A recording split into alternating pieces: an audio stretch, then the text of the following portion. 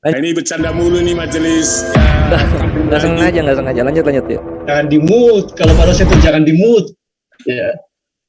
Jadi di dalam sesi ini kita perlu belajar untuk mendalami keimanan dan keyakinan semakin bertambah dalam pengenalan akan Allah atau Tuhan atau Yesus yang hidup atau yang hadir di dalam iman kita masing-masing.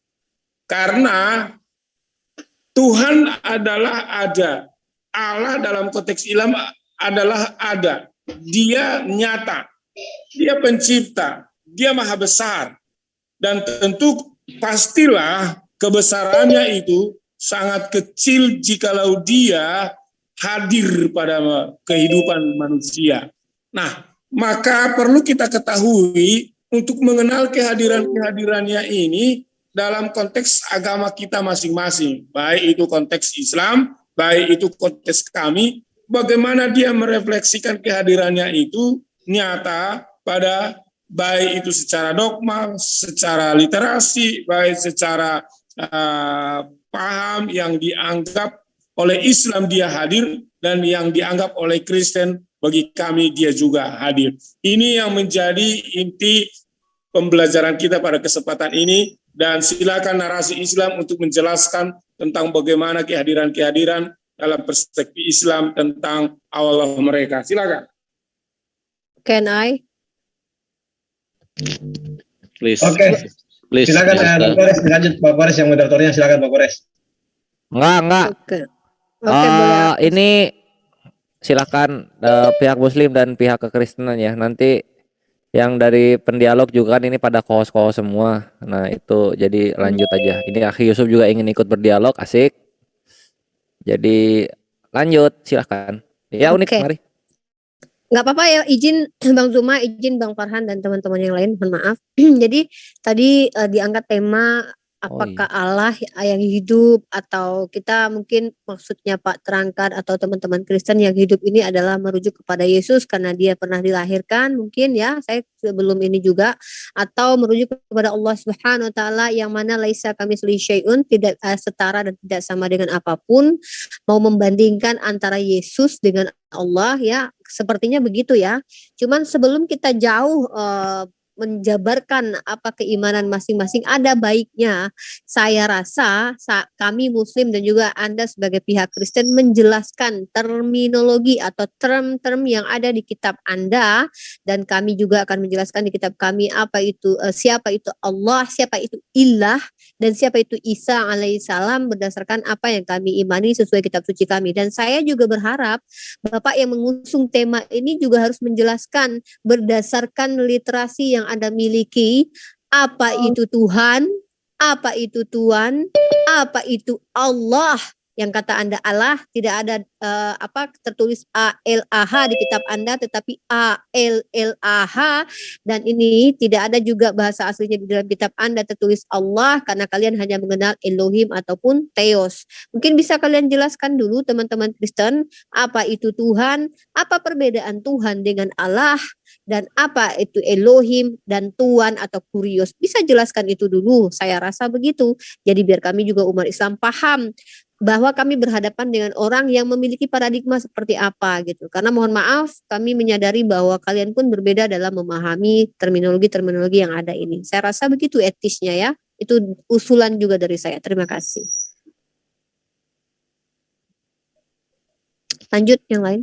Saya sedikit menambahkan tentang topik ini, yaitu kita harus sesuaikan dulu parameternya ya. Tuhan dalam KBBI jelas dikatakan menciptakan ya, disembah ya. Dua itu di KBBI adalah menciptakan dan disembah. Nah, kalau kita membuat parameter di sini sesuai dengan KBBI bahasa Indonesia, kita diskusi memakai bahasa Indonesia, saya justru akan lebih enak lagi kalau dikaitkan dengan ayat-ayat yang bersifat literal, ayat-ayat yang benar-benar nyata. Yesus menciptakan. Nanti kita korelasikan di Al-Quran apakah Allah menciptakan ya. Dan kita tidak boleh saling klaim, oh kitab kamu benar, enggak, tapi benarkah ada di dalam kitab Anda. Parameter kita harus sama, yaitu bahwa kita masing-masing menghargai kitab masing-masing. Nah, nanti baru ada ketika data-data ditampilkan, nanti kita uji data-data itu. Benarkah ayat yang ditampilkan itu benar? Bahwa ayat itu sesuai dengan konteksnya, yaitu menciptakan. Nah, saya challenge Anda nanti menampilkan ayat-ayat Yesus menciptakan dan Yesus disembah. Hal ini akan sangat relevan dengan topik kita, karena biar tidak lari-larian, parameter itu harus sangat jelas. Nah, saya Muslim membuat tesis, Anda membuat antitesis, nanti kita membuat elaborasi yang berbentuk sintetis di sana, mana data-data yang ditampilkan dan lebih kuat secara parameter linguistik, terminologi, maupun bukti-bukti valid dari kitab masing-masing. Mungkin itu.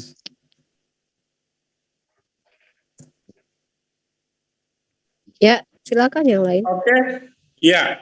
Jadi yang pertama saya akan suguhkan literasi secara original teks, bahwa ketika kita mengenal Tuhan di dalam konteks kitab kekristenan, di saat pertama kali ditulis pada Kejadian pasal yang pertama, itu bicara tentang, secara original teks disebut adalah Elohim. Jadi ketika disebut God create in the beginning, pada mulanya Elohim. Elohim di sini sebenarnya secara leksikalnya atau dalam translate-nya atau part of speak-nya atau phonetic spelling-nya itu sebenarnya dia maskulin. Ya, Elohim itu adalah maskulin. Dalam arti apa maksud dari maskulin ini adalah menjelaskan keberadaannya dia dengan kekuasaannya. Nah, kalaupun dia akhirnya didefinisikan secara God, itu artinya untuk membuktikan bahwa dia secara sense-nya, original sense-nya, itu nyata pada manusia itu sendiri. Nah, itulah makanya pada ayat pertama dan ayat yang Kejadian pasal 2 ayat yang keempat, dikatakan di sana bahwa dia menjadi Elohim Yahweh. Elohim Yahweh ini adalah menjadi sebuah, atau Yahweh ini adalah sebuah proper name. Ya, jadi kalau dia hadir, dia nyata, maka dia menjadi sosok yang bisa kita tahu keberadaannya. Nah, tentu kalau dalam konteks Kejadian pasal yang pertama ini, keberadaannya itu masih bersifat secara umum. Semua agama pasti menerima. Dia menciptakan, dia menyatakan, dia melakukan apa yang dilakukan terhadap alam semesta ini. Namun, kehadiran dia bukan hanya sekedar pada sifat dan tataran dia sebagai pencipta yang dikenal secara umum. Bahkan di dalam Yakobus disebut, kalau kamu hanya mengenal Tuhan sebagai pencipta, iblis juga tahu itu. Jadi level kita dalam pengenalan kehadiran dia bukan hanya sekedar bagaimana dia pencipta, bukan sekedar bahwa dia adalah maha besar, bukan sekedar dia layak disembah, tetapi konkretnya dia hadir. Nah, bicara tentang kehadiran inilah kita akan lihat dia disebut Elohim Yahweh ketika dia hadir langsung pada saat penciptaannya kepada manusia pertama, yaitu kepada Adam dan Hawa. Manusia Adam dan Hawa itu berasal dari materi tanah dan roh. Tetapi Allah itu bukan dari materi, dia adalah sang sumber, yaitu roh itu sendiri. Dia berawal dari tidak ada dan menjadi ada, dibuat di dalam diri manusia itu sendiri. Nah, inilah sebenarnya awalnya bagaimana pertama kali pemahaman dogma Kristen tentang kehadiran dan keberadaan Allah itu. Dan kalau kita lihat nanti secara literasi, kehadiran dan keberadaan Allah itu pada manusia, itu bisa kita pilah-pilah nanti bagaimana kepada Nuh, Pak dosen.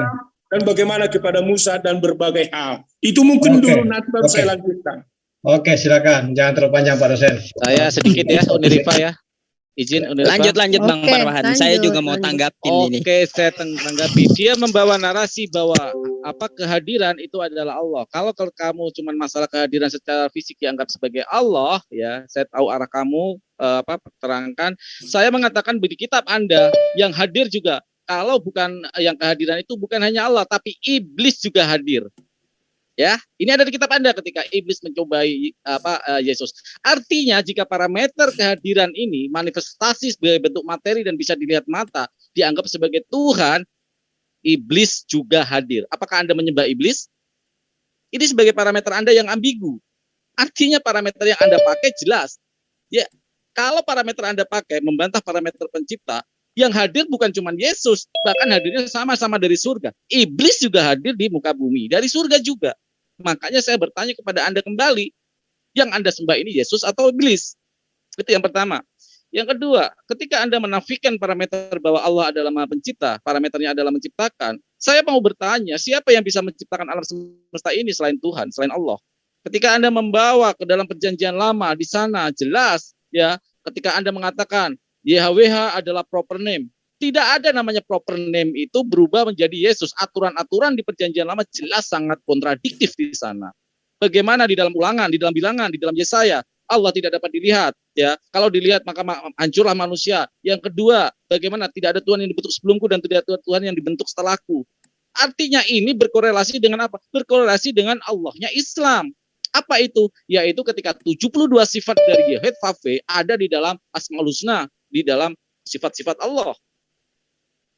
Jadi ketika untuk pengenalan nama Tuhan, nama Allah Subhanahu wa taala sebagai apa presentasi atau sebagai kehadiran presensi di dalam dunia ini, jelas Islam melewati parameter ini. Ketika parameter Anda rubah, Anda condongkan rubah dalam bahwa harus ada kehadiran secara kasat mata, secara materi dan bisa dilihat di bumi ini, Anda membuat blunder yang saya katakan bahwa yang hadir di surga dan bisa dilihat oleh mata bahkan mencobai Tuhan Anda adalah iblis. Jadi hati-hati dalam berargumen dengan Farhan, ya. Ini akan menggetok kepala Anda sendiri. Terima kasih. Silakan. Inilah silogisnya. Sebentar Pak dosen, sebentar dulu. Masih silakan Bang Yusuf. Bang Yusuf dulu. Sabar Pak dosen. Saya mute Pak dosen. Sabar. Silakan Bang Yusuf. Oke, Bang Awi, terima kasih atas waktunya. Ya, sedikit dari saya ya, Pak dosen. Ini dosen perlu diajarin sama rektor ini. Kita di dalam Islam itu mengenal dua, Pak dosen. Makhluk dengan kholik. Nah, kholik berbeda dengan makhluk. Makhluk itu kita lihat bisa bersifat seperti keorangan. Nah, bagaimana sih orang dia bisa tidur, dia bisa makan, dia bisa lapar. Terus kholik gimana? Dia berbeda dengan segala sesuatu apapun. Nah, seperti yang dikatakan oleh Uniripa tadi, laisa kamislihi syai'un. Artinya dia berbeda dengan segala sesuatu. Terus dia juga mempunyai sifat mukhallafatul lil hawadis. Dia berbeda dengan makhluk. Nah, kalau yang bersifat keorangan itu udah jelas adalah makhluk, apalagi yang nongol. Jadi seperti itu. Hal ini senada yang dikatakan Yesus di Yohanes 5:37. Nah, Bapa yang mengutus aku, dia yang bersaksi tentang aku, kamu tidak akan dapat mendengar suaranya, rupanya pun tidak dapat kau lihat. Lah, tiba-tiba Anda mengatakan Yesus adalah Tuhan. Kalau dari persepsi Islam itu udah jelas beda. Karena Yesus, dia bisa ngantuk, dia makan ikan goreng, terus dia berdoa. Nah, ini sudah tidak lolos dengan ketuhanan gitu. Apalagi di dalam Hosea 11 nomor 9 di situ dikatakan Allah bukan manusia. Bilangan 23 nomor 19 Allah bukan manusia. Nah, seperti kata Bang Farhan tadi di Keluaran 33 nomor 20 di situ yang siapa yang melihat Allah maka dia akan mati, akan koid. Nah, Yesus bisa dilihat, bisa sampai ditampar Hansip Romawi itu. Sampai ditangkap, disalib, berarti dia bukan Tuhan gitu. Kalau kita lihat dalam persepsi Islam, walam yakul lahu kufuwan ahad. Dia tidak setara dengan apapun. Nah, apakah dia roh? Bukan, Pak terangkan. Karena manusia juga punya roh. Terus apakah dia malaikat? Juga bukan. Apakah dia sama dengan iblis yang gaib? Juga bukan. Allah gaib di atas gaib gitu. Karena dia tidak setara dengan apapun. Jadi seperti itu tambahan dari saya dulu. Saya pengen dengarkan Pak terangkan. Oh iya, satu lagi. Kata Pak terangkan di dalam bahasa Inggris God diartikan Tuhan. Pak terangkan Bapak harus tahu. Kata Allah itu tidak bisa digariskan satu sejajar dengan God. Karena itu hanya sejajar dengan ilah atau robi. Ya, atau robbi. Kalau Allah itu tidak bisa dipakai untuk berhala. Tapi kalau ilah bisa. Ilah-ilah yang lain. Silahkan katakan begitu. Atau Tuhan-Tuhan yang lain. Tapi nggak ada Allah-Allah yang lain. Nah, jadi seperti itu dari pemahaman bahasa. Itu Pak terangkan. Silakan. Sedikit tentang proper name boleh nggak? Silakan Uni ini. Ya, kalau kita belajar bahasa Inggris ya tentang proper name itu tidak bisa gini, contoh nih analogi saya ya. Misal nama saya ini Manis ya.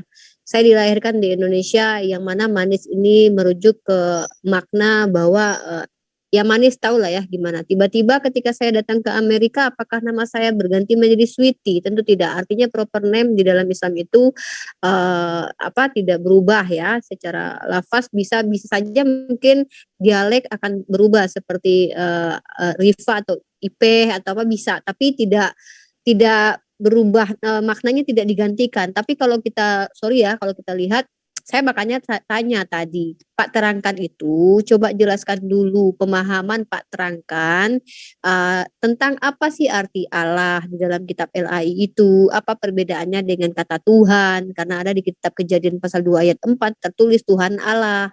Kenapa di situ tertulis Tuhan Allah? Bukankah menurut kalian Allah itu sepadan dengan kata Tuhan atau God? Nah itu penggunaan ini bisa ambigu, bisa menyesatkan banyak orang. Nah itu yang kami ingin tahu dulu, karena kalau di dalam Islam itu jelas Allah itu adalah proper name, nama Tuhannya umat Islam. Kalau menuju kepada generic name atau gelar itu adalah ilah. Ilah dengan Allah itu berbeda.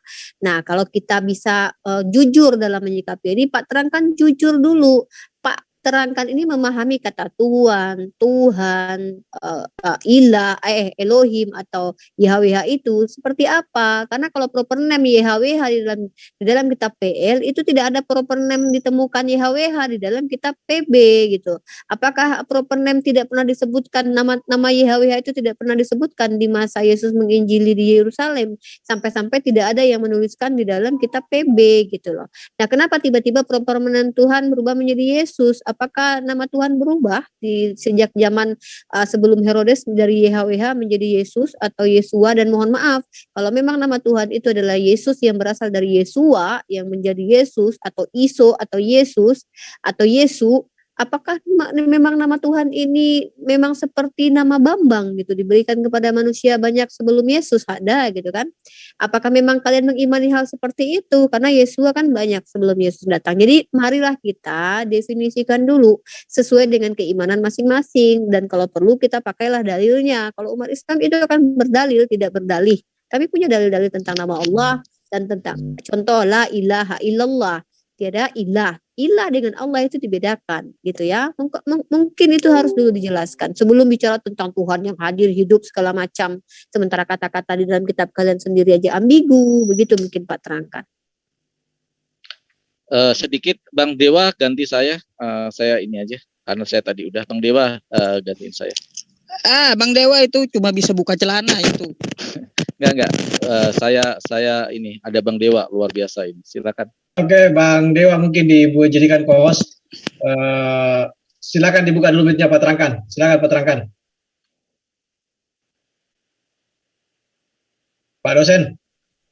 Atau teman-teman Kristen yang lain silakan resen, kalau ada yang mau ikut bicara silakan resen teman Kristen yang lain. Ya, yang pertama saya mau menjawab dulu.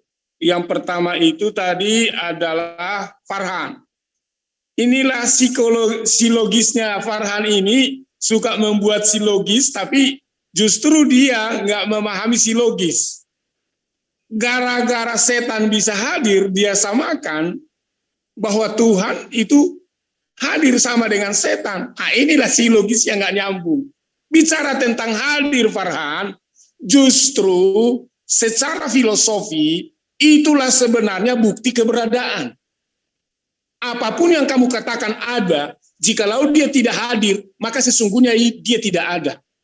Tetapi apapun yang kamu katakan bahwa dia hadir, sekalipun dia tidak ada, justru itulah bukti keberadaan dia.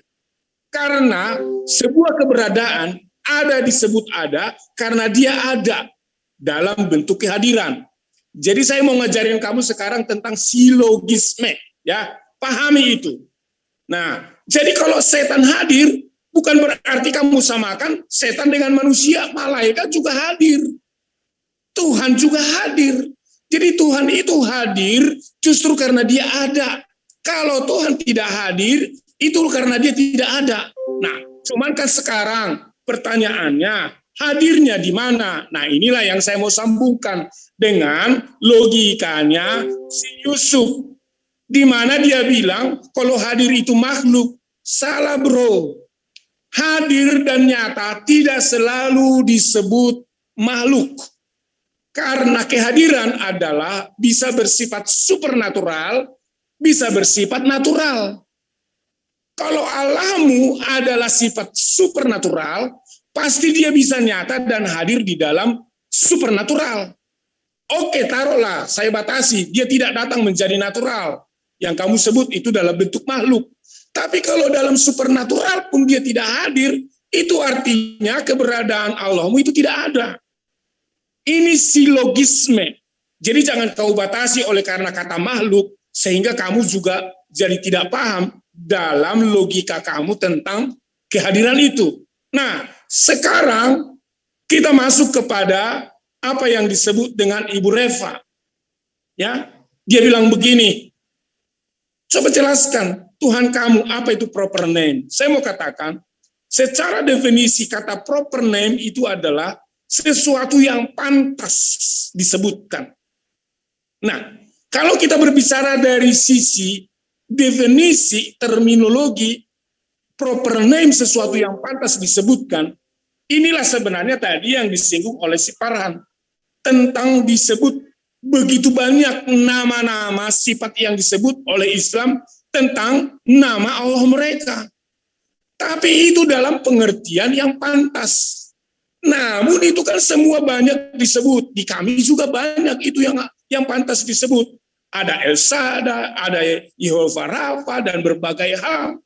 Namun itu semua adalah sebuah bukti bahwa kehadirannya nyata. Seperti Allah El Shaddai disebut Allah Maha Besar. Ya, Allah yang hadir, Allah yang mencukupi. Itu banyak yang pantas disebut dalam kehadirannya. Nah, kalian Islam dalam bentuk apa kealahan kalian disebut hadir? Bagaimana proper name-nya itu disebut? Dan buktikan di bagian-bagian mana. Supaya jangan ambigu tentang Allah itu, kalian akui dia maha besar, kalian akui dia hadir, dia ada, tapi tidak pernah kalian bisa jelaskan bagaimana kehadirannya. Apalagi nanti kalau saya singgung dalam bentuk bagaimana wahyu datang kepada nabi kalian. Itu tidak ada silogisme kehadiran dari Allah ke Jibril, ke Nabi. Itu bukan lagi sebuah hubungan kehadiran. Itu namanya Tritunggal dikait-kaitkan untuk hadir. Sehingga menganggap bahwa seolah-olah wahyu daripada Allah. Padahal hubungan kehadirannya tidak jelas. Makanya kalian mewakili dalam hal bentuk malaikat. Nah, bagi kami tidak. Malaikat bisa hadir, setan juga bisa hadir, manusia juga bisa hadir. Tetapi apa yang dicatat dalam Alkitab kami, Sang Ilahi itu, yang ada itu, dia hadir. Dan kalau konteks Hebrewnya disebut Elohim, Yahweh itu hadir. Di mana buktinya? Mari kita lihat apa yang terjadi kepada yang lebih konkret kepada Abraham. Langsung berhadapan. Hadir dalam bentuk wujud. Terlepaslah apakah itu bentuk wujud materialistis atau supernaturalis, itu saya tidak bisa menjelaskan. Tetapi hadir. Nah sekarang Allah kalian, kalau adalah Allah yang ilahi, yang alahi, atau yang apapun terserah kalian, tapi kalian buktikan bahwa Allah kalian itu Allah yang hadir. Allah yang konkret, nyata pada umatnya, dalam bentuk apa, itu kalian harus jelaskan. Terima kasih.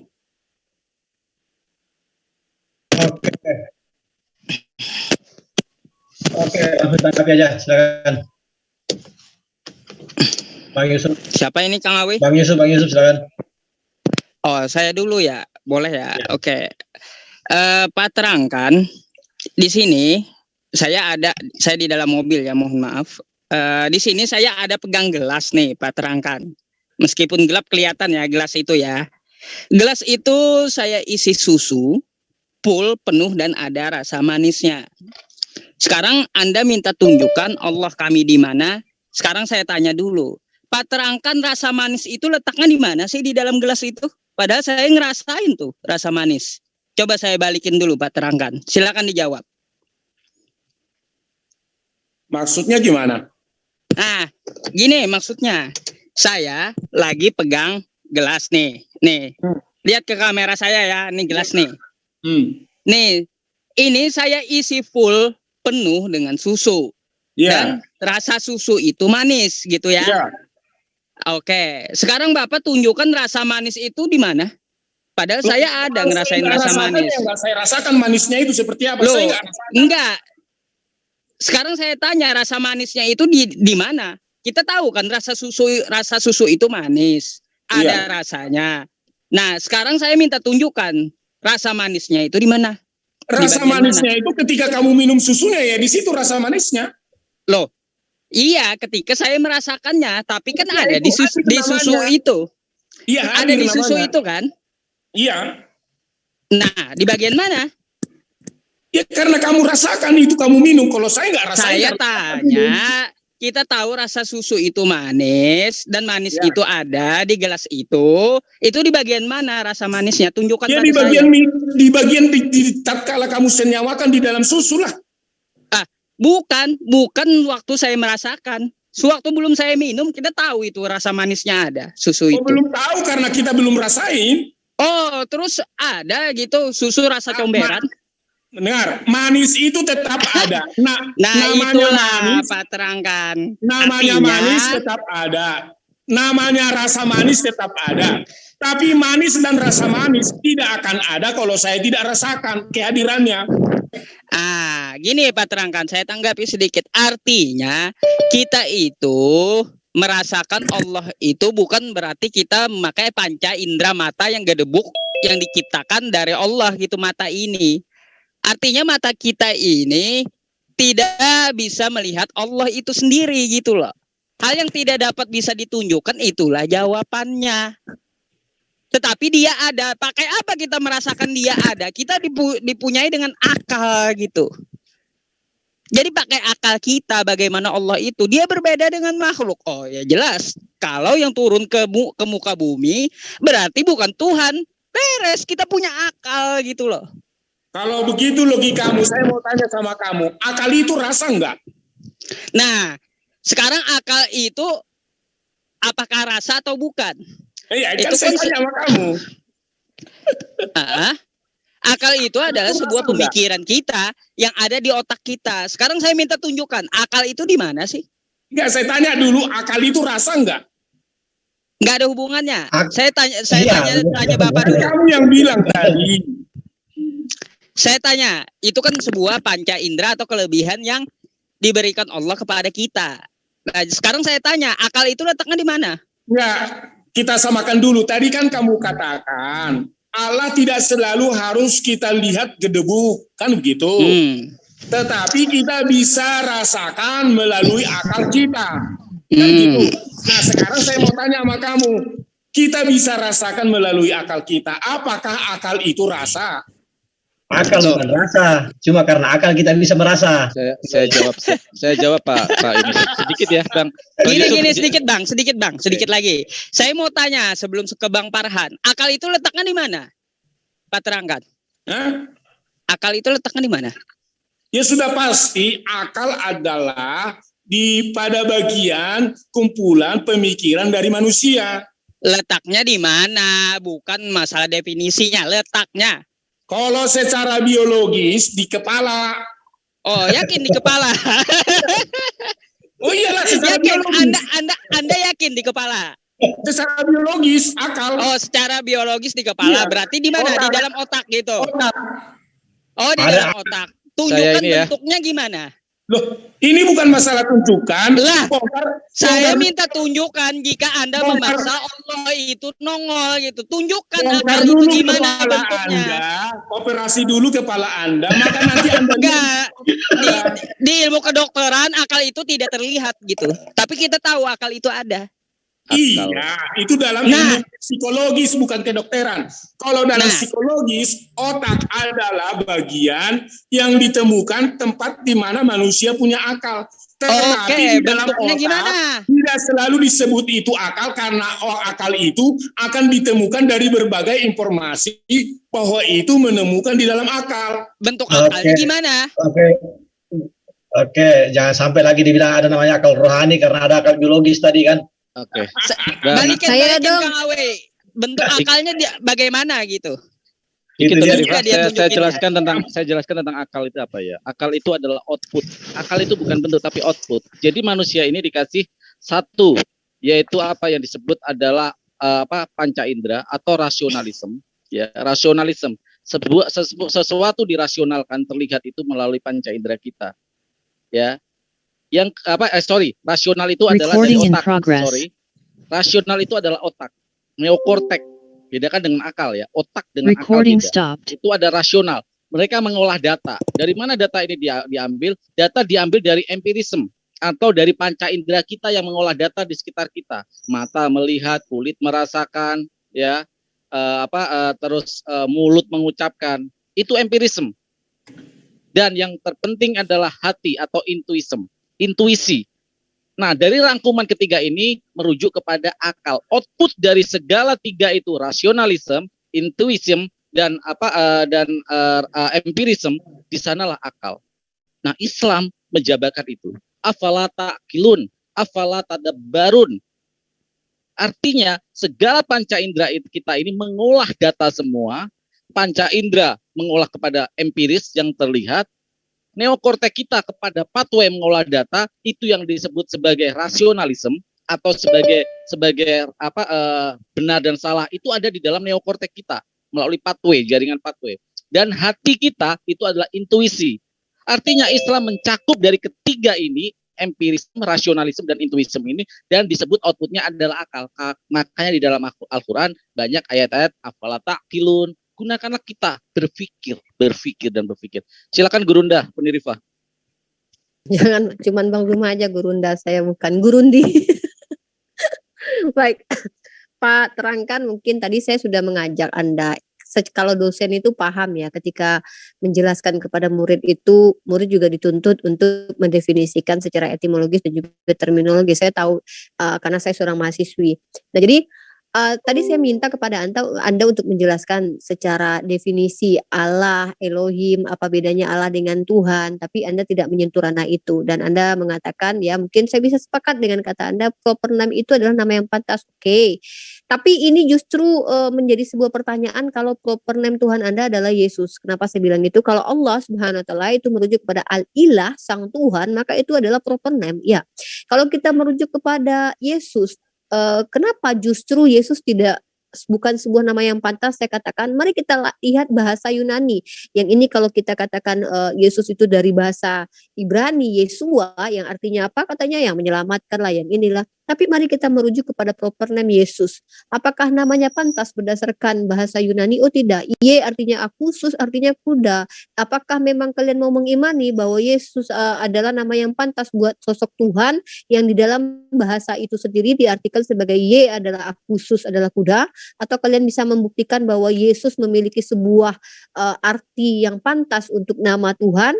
Karena kalian memanggil Tuhan kalian dengan panggilan Yesus, karena terminologi Yesus sendiri tidak ada dalam istilah bahasa Yunani yang bisa diartikan selayaknya pantas nama untuk Tuhan.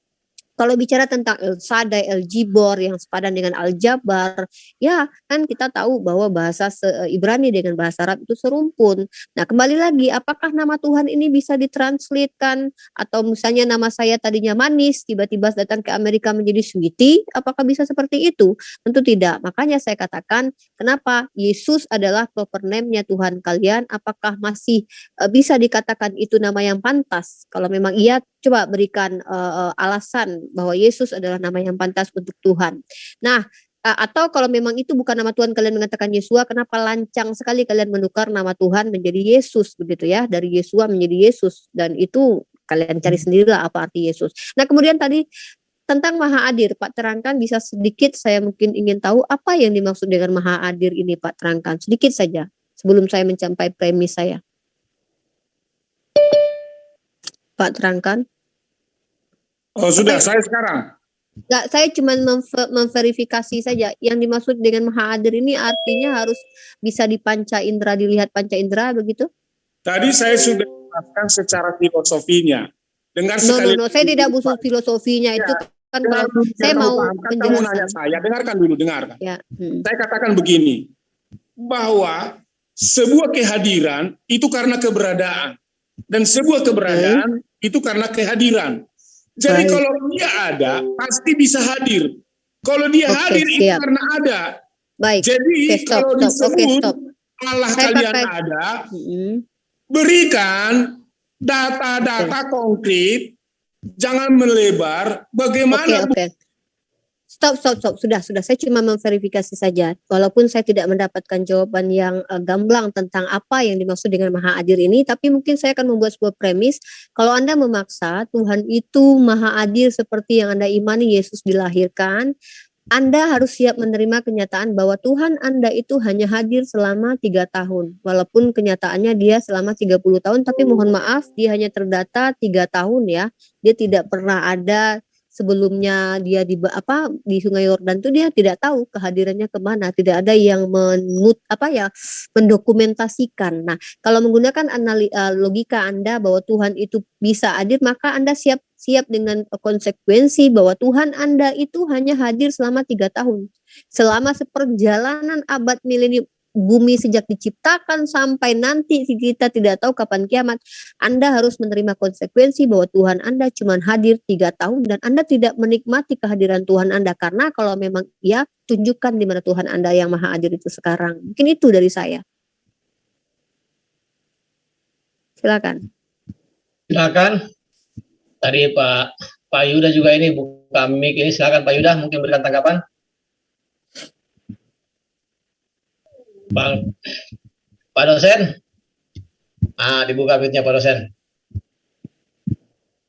Jangan di-mute kata Pak dosen, silakan.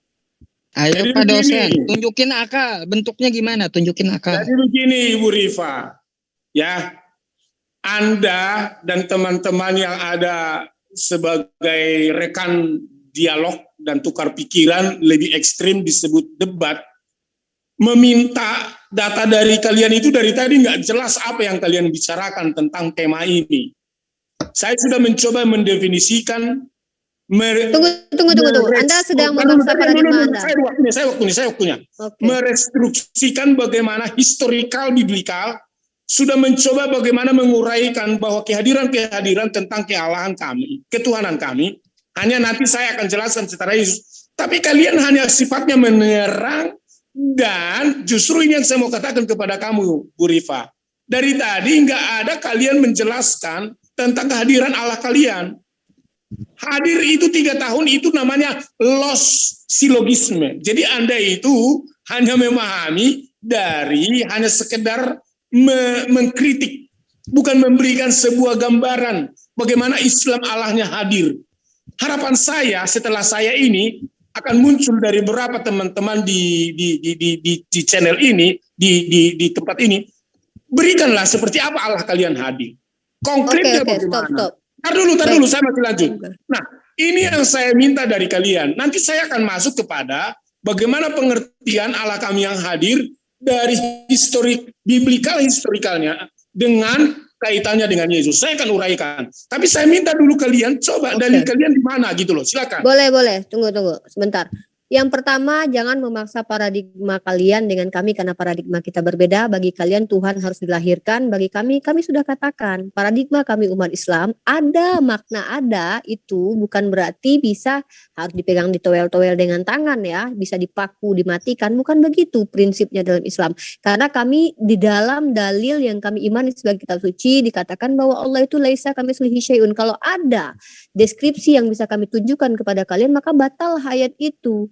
Karena Allah katakan tentang dirinya laisa kamitslihi syai'un, tidak bisa dideskripsikan. Nah, memakai logika ini, cara berpikir ini, maka dengan telak Anda mengatakan bahwa Yesus adalah Tuhan yang Maha Adil, maka Anda mengatakan bahwa Bapa yang tidak pernah nongol ke dunia yang di surga itu adalah Tuhan, bukan Tuhan, karena dia pun tidak Maha Adil menggunakan logika Anda ya.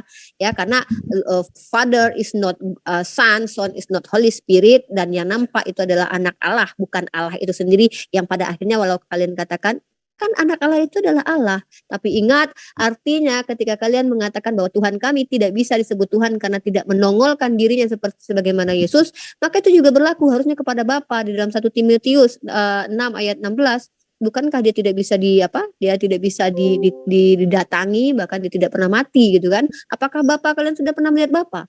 Dan jangankan Bapa, Tuhan yang bahkan menongolkan diri dengan menjadi manusia yang nyamar itu pun kalian belum pernah lihat. Kalau memang kalian pernah lihat, coba buktikan kepada kami.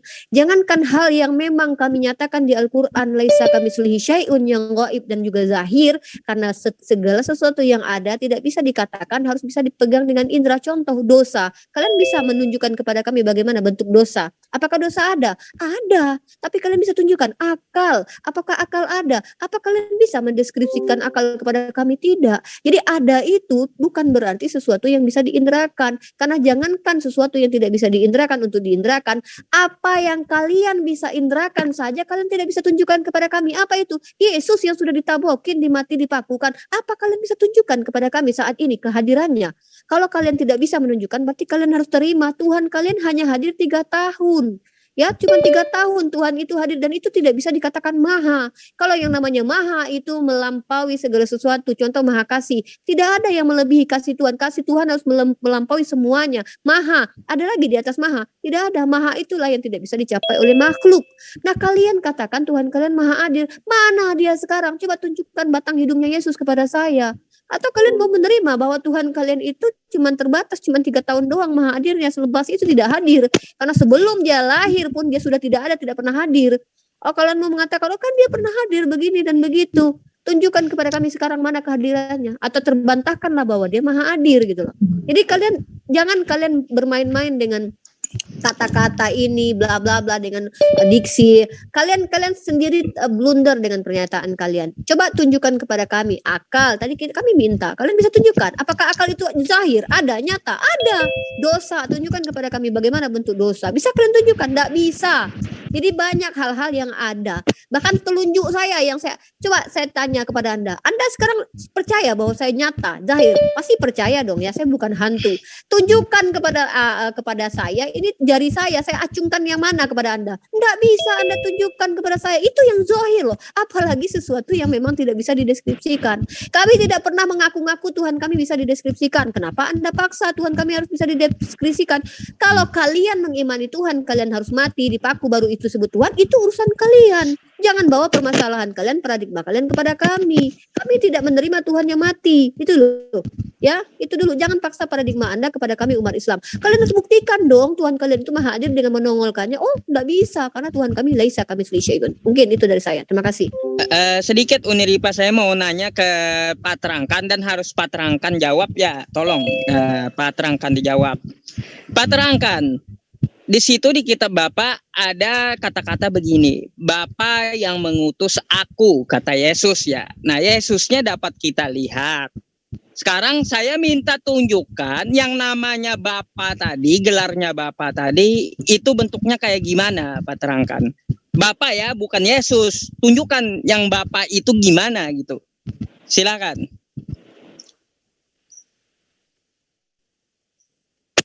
Mana moderatornya? Bukain Pak Terangkannya ini. Oke. Buka. Ya. Lanjut, Jadi Pak begini, saya mau jawab dulu Ibu Rifa. Jadi gini Ibu Rifa, kalau Anda sudah mentok, sudah nggak bisa lagi menjelaskan, menguraikan kehadiran Allah kalian, dari statement saya tadi, pegang ini filosofinya. Sesuatu yang ada karena dia bisa hadir. Sesuatu yang hadir adalah bukti dari karena ada. Nah, pasti Pak Farhan sangat tangkap kalimat ini karena ini adalah kalimat-kalimat orang yang jenius dan ilmunya tinggi. Nah, kalau kamu nggak paham mungkin nanti belajar lagi. Tetapi kalau kamu bilang jangan paksakan, udah berhentilah kita di sini. Saya mengambil kesimpulan dari pernyataanmu jangan paksakan, malah kamu malah lari kemana-mana, ayat pun Al-Quran nggak ada. Artinya saya simpulkan dari debat dan dialog ini bahwa Allah kalian itu tidak ada. Kalaupun kalian sebut dia ada, tapi karena tidak kalian bisa buktikan hadir, maka saya punya anggapan. Mana Yesus sekarang coba? Dalil Yesus mana kalian sekarang? tidak bisa membuktikan Allah kalian itu hadir. Oh. Tidak Yesus ada. mana sekarang? Yesus mana? Jadi itu yang saya mau katakan dari pendapatnya. Enggak, coba Ibu Ripa. Yesus mana, Pak? Diam dulu. Tunjukkan kepada saya bagaimana rupa Yesus. Tar dulu Ibu Ripa. Kecuali ada teman-teman lain yang mau mengubah. Oleh karena saya tekan dalam tekanan-tekanan logika pemikiran ini. Ya tunggu Pak, terangkan. Tolong jangan ada yang kick wibu. Tunggu, ada bentar. Bukan, ini ada partisipan yang masuk di kick. Bentar. Bentar ya Allah. Bang Awi, itu ada yang wibu yang masuk, jangan di kick ya. Tar dulu Bu Ripa. Enggak, ini tunggu, ini partisipan. Host, tolong dulu nih. Aduh, ini partisipan, ini ada yang di kick ini, tunggu. Saya cuma ngasih tahu tentang partisipan, nggak ada hubungannya dengan ini. Yusuf, saya mau katakan siapa yang kick wibu itu? Sebagai dosen, saya mau mendefinisikan begini. Otak adalah benda putih yang menjadi alat berpikir dari manusia. Dia kata benda, dia bentuk materi. Ya, tetapi secara psikologi bahwa benda putih ini adalah sarana berpikir manusia, itulah yang disebut memuat ada akal. Sel-sel di situ mengatur daya pikir. Ada cara melakukan sesuatu. Nah, ini dengarin Yusuf, supaya kamu tambah pintar. Nah, di dalam akal inilah ada daya pikir, bisa menyimpulkan, berhalusinasi, bisa menciptakan sebuah solusi tentang sesuatu hal yang mau dilakukan.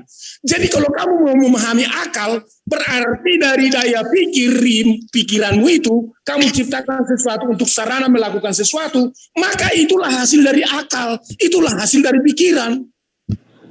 Itu yang saya mau jelaskan sama kamu, supaya kamu paham bahwa akal itu biarpun tidak terlihat, namun dia bisa menjadi sarana untuk melakukan sesuatu yang real dan nyata. Nah, kalau kalian punya Tuhan, lalu dia punya akal, lalu dia punya kepribadian, lalu dia punya ilusi dan sebuah kenyataan, jelaskan apa yang dia buat terhadap kalian tentang kehadiran dan keberadaannya. Itu yang saya minta dari kalian. Boleh saya bantah? Kamu bawa-bawa akal ya? Nggak nyambung, Bang Farhan, itu nggak nyambung. Yang saya tanya bentuk akalnya. Coba Pak terangkan, buka kameranya. Nah ini loh bentuk akal. Warnanya ini kuning, atau jingga, atau coklat. Itu kan kelihatan. Ya kalau dia nggak bisa tunjukin berarti gitu. Dia nggak punya akal. Definisi akal aja kamu dosen dari mana? Definisi akal aja nggak paham. Akal itu tidak bisa digambarkan, dia abstrak, tahu nggak? Makanya nggak nyambung. Kamu tuh dosen atau gimana? Nggak malu ini kalau ada yang dengerin dosen lain. Sini saya ajarin kamu tentang akal. Akal itu adalah karsa atau budi karsa dari pengolahan data yang diolah melalui panca indera kita atau empirisme yang ditampung di dalam neokortek kita. Di sana membutuhkan intuisi untuk merasakan bahwa itu salah atau benar. Intuisi yang merasakan. Alhamdulillah seorang dosen begitu. Nah, kamu bisa menentukan salah dan benar kan? Artinya ada solusi belum, dari Pak. Waktu kami bentar, Pak. Bentar, Nanti ya. Bapak jadi juga kamu dikasih menang waktu. suara doang kamu itu. Silakan. Akal kok bentuk materi. Akal itu adalah sesuatu yang abstrak. Kamu sekolah dimanapun akal itu adalah abstrak. Dia adalah karsa, budi karsa, pencipta hasil output dari pengolahan data-data dari empirisme, ya, rasionalisme dan intuisme. Masya Allah, luar biasa ini. Dan kalau kamu memaksa kami, ya, untuk mewujudkan harus Allah itu harus berwujud, saya tantang Anda. Kamu punya kentut gak? Jika kamu yakin kentut itu ada, jelaskan di sini di hadapan semua netizen Zoom ini. Jelaskan warna kentut Anda, deskripsi dari materi-materi kentut Anda. Kalau Anda nggak bisa, Tuhan Anda cuma sekedar seperti kentut. Saya mohon maaf agak keras. Karena materi nalar-nalar yang Anda bawa ini seperti nalar orang-orang yang tidak sekolah. Mendeskripsikan akal aja tidak mampu. Dosen dari mana ini? Kamu dosen di mana? Di kampus mana? Akan saya datangin dan saya terangkan akal di hadapan meja kamu, ditemani oleh para mahasiswa kamu itu. Terima kasih, silakan lain. Oke. Silakan dulu Pak Yusuf, Mbak Uniripa, baru kembali ke Pak dosen. Ya, saya ya. Jadi tadi Pak terangkan ini mengatakan artinya Tuhan kalian tidak ada kalau kalian tidak mampu mendeskripsikan Tuhan kalian. Kami tidak masalah umat Islam ketika kalian mengatakan Al-Quran kitab yang tidak benar, Nabi Muhammad bukan Rasul atau Tuhan kami bukan Tuhan, kami tidak masalah. Tapi fakta yang tidak bisa Anda bantah, Yesus itu baru lahir di zaman Herodes. Apakah Anda mau mengatakan sebelum Yesus lahir itu Tuhan tidak ada? Karena tidak ada Tuhan nongol menjadikan dirinya manusia dan digebukin mati di tiang salib. Karena ini menggunakan logika Anda gitu loh. Berabad-abad tahun lamanya Tuhan berarti tidak pernah ada karena dia tidak menghadirkan dirinya menjadi Yesus gitu. Dan lucu sekali Anda harus menerima konsekuensi pernyataan Anda bahwa ternyata Tuhan Anda itu hadir cuma 3 tahun gitu. Tuhan kok rasis sekali ya. Kok Tuhan begini amat gitu ya. Manusia itu dihadirkan dia beribuan tahun, dia cuma hadir 3 tahun dan Anda tidak pernah menyaksikan Tuhan Anda itu, termasuk Anda bukan orang yang dipilih Tuhan lah ya. Sayang sekali. Dan satu lagi, bahkan Tuhan Anda pun yang mati digebukin, yang hadir katanya tidak mampu Anda deskripsikan kepada kami saat ini. Kalau memang Anda mampu, tunjukkan kepada saya apa warna kulit Yesus, apa rambutnya, sepanjang apa rambutnya, apakah blonde, keriting, ikal, atau bagaimana. Deskripsikanlah sesuatu yang bisa dideskripsikan itu. Sedangkan yang bisa dideskripsikan yang mati saja, yang nampak nyata saja lahir berjalan-jalan di Yerusalem aja, Anda tak mampu deskripsikan. Sedangkan itu aja orang yang memang diceritakan, ada yang Yahudi bilang mati dirajam, dari Kristen mati disalib, dari Islam percaya bahwa dia diangkat karena dia disayang Allah. Itu pun Anda belum tentu mampu bisa deskripsikan. Jangan jauh-jauh. Bang Yusuf, sekarang Anda tahu nggak warna bajunya apa? Anda bisa, Anda lihat, indera Anda tak cukup mampu menggapai itu ya. Anda bicara tentang Tuhan kami yang tidak pernah nyatakan bahwa dia itu sama seperti makhluk. Kalau Anda dipaksa kami, ya kami katakan Tuhan kami, paradigma kami berbeda dengan Anda. Kami tidak masalah. Kalau Anda bilang itu suatu, oh berarti Tuhannya tidak ada. Itu urusan Anda. Karena kami tidak menyatakan Tuhan itu seperti makhluk. Satu. Nah yang kedua, tadi saya bilang tentang proper name. Kata nama yang pantas. Coba jelaskan dulu pantas macam apa itu Yesus menjadi nama Tuhan. Ya, kalau dalam bahasa Yunani, karena Yesus ini sebutan dalam istilah Yunani, Isos, coba tunjukkan Y artinya aku, Yesus artinya kuda. Apakah pantas nama itu disematkan kepada Tuhan gitu loh. Nama yang pantas gitu kan. Nah kemudian lagi-lagi saya bertanya, apakah Bapa itu tidak ada? Karena dia tidak mampu menghadirkan dirinya. Yang dihadirkannya adalah firman-Nya atau logosnya. Yang Bapa itu sendiri yang adalah roh justru tak mampu hadirkan. Coba tunjukkan kepada saya kapan Bapa pernah hadir ke dunia ini. Kalau tidak bisa Anda membuktikan bahwa Bapa pernah hadir menurut logika Anda, Bapa itu tidak pernah ada, Pak. Hati-hati dalam berargumen. Itu konsekuensi yang saya tanya, yang Anda tanggung. Ya? Itu yang Anda tanggung konsekuensinya. Ya, kalau Anda bilang, oh Yesus adalah penampakan Bapa. Yesus bukankah firman yang menjelma? Berarti yang mampu dilihatkan Bapa cuma logos atau firman-Nya. Nah, Bapa itu sendiri tidak hadir, tidak pernah hadir. Artinya dia tidak pernah ada menurut logika Anda. Terima kasih.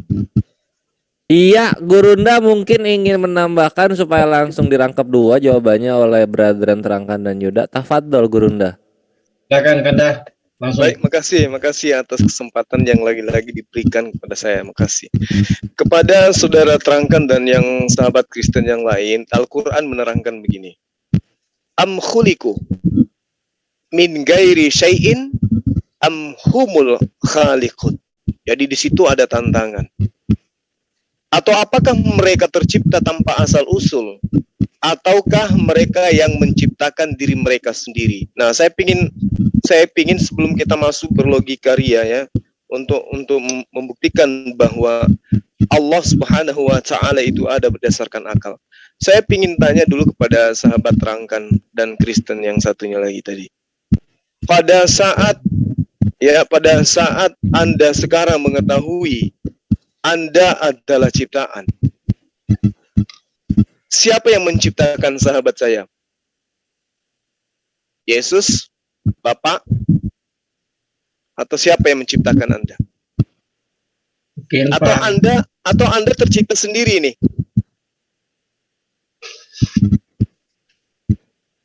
Silakan Pak dosen, Sitomorang Terangkan atau Pak Yuda. Dijawab simpel aja dulu. Sebagai pembuka, apakah Anda diciptakan terlalu luas nanti saya jawab tentang penciptaan jadi topik baru nanti. Saya tanya Anda saja. Anda tercipta sendiri atau ada yang menciptakan? Nah, sudah pasti saya dilahirkan. Saya tidak tanya Anda dilahirkan atau Anda melahirkan. Saya tanya Anda Saya dilahirkan, diciptakan. bukan, saya tidak diciptakan, saya dilahirkan kok. Oke, itulah jawaban Pak dosen yang kadang-kadang memang menjengkelkan. Silakan lanjut Pak Gera. Baik, berarti Anda tidak diciptakan, tetapi Anda dilahirkan. Oke. Ini yang terangkan atau ini yang disebut dosen tadi? Jawaban apa itu Gurunda? Itu dosen terangkan. Dosen terangkan. Biar netizen dari Kristen juga tertawa mendengarkan itu, nggak apa-apa. Jadi gini, ketika sahabat saya ditanyai oleh Al-Quran, am khuliqu min ghairi syai'in am humul khaliqun, apakah mereka tidak mengetahui bahwa mereka tercipta tanpa asal usul, ataukah mereka itu menciptakan diri mereka sendiri? Jadi ketika Anda mengatakan Anda tidak diciptakan tetapi dilahirkan, disinilah bukti bahwa ada ketakutan yang berasal dari diri Anda. Ketika saya tanya nantinya, ketika Anda mengatakan saya diciptakan, maka saya akan bertanya kepada Anda, apakah Anda tahu, Anda menyaksikan, Anda melihat siapa yang menjadikan Anda? Siapa yang menciptakan Anda? Pernah Anda lihat? Ya, Pak dosen terangkan dan Pak Yuda. Mungkin Pak Yuda ini dari tadi nih mau speak up juga Pak Yuda ini. Ya, Pak dosen. silakan. Pernah Anda melihat Silakan. siapa yang menciptakan Anda, yang menjadikan Anda? Nah, ini apalagi sih, Farhan udah dibilang juga dilahirkan kok menciptakan. Apakah Anda pernah melihat ya proses pada saat Anda dijadikan? Ya enggak lah, orang namanya juga di kandungan. Tapi Anda yakin bahwa Anda dijadikan? Ya saya dilahirkan dari mama saya. Anda yakin Anda dilahirkan? Ya iyalah. Anda lihat Anda melihat Cuma nggak dilahirkan. Anda melihat diri Anda pada saat dilahirkan? Masalah melihat itu kronologis itu cuma. Enggak, ini secara akal ingin saya buktikan bahwa Anda itu sakit. Ya, terhadap esensi pencipta yang Anda harus katakan dia harus menjadi ciptaan baru dianggap ada. Saya tanya, ketika Anda dilahirkan, apakah Anda melihat diri Anda dilahirkan? Aduh, pertanyaan itu mah. Jawab singkat aja Pak dosen. Dilihat apa tidak? Udah dari tadi Awi saya udah bilang nggak lihat itu kronologis. Nah, ketika Anda tidak melihat diri Anda pada saat Anda dilahirkan, Anda pada saat itu ada atau tidak ada? Ya adalah. Terus kenapa Anda tidak bisa mengatakan bahwa Anda melihat?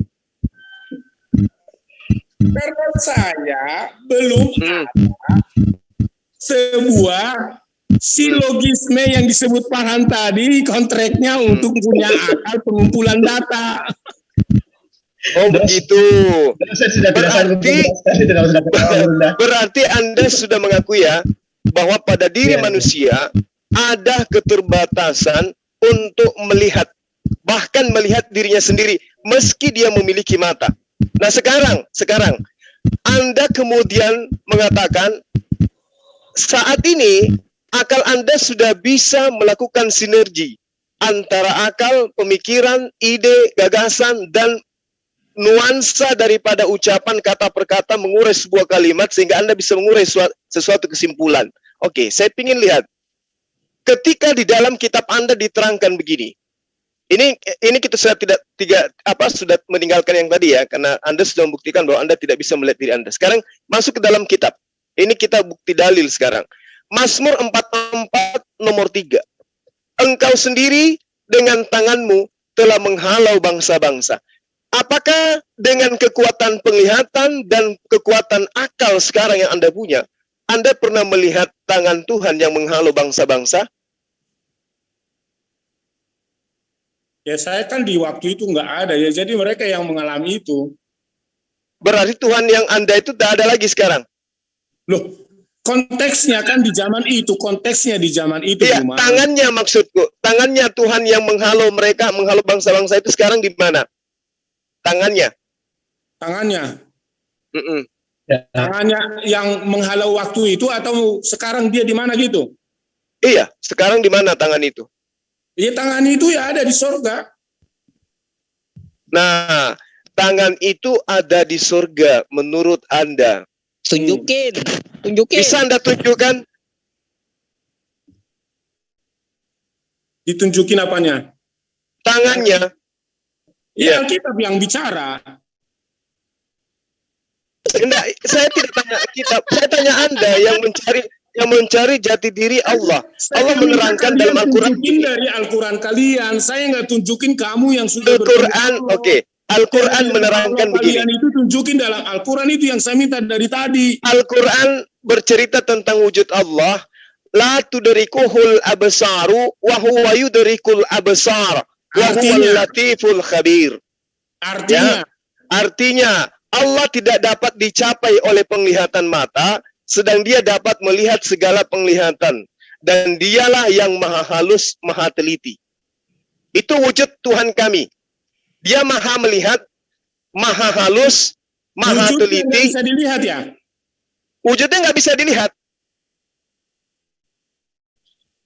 Dengar dulu tadi sudah.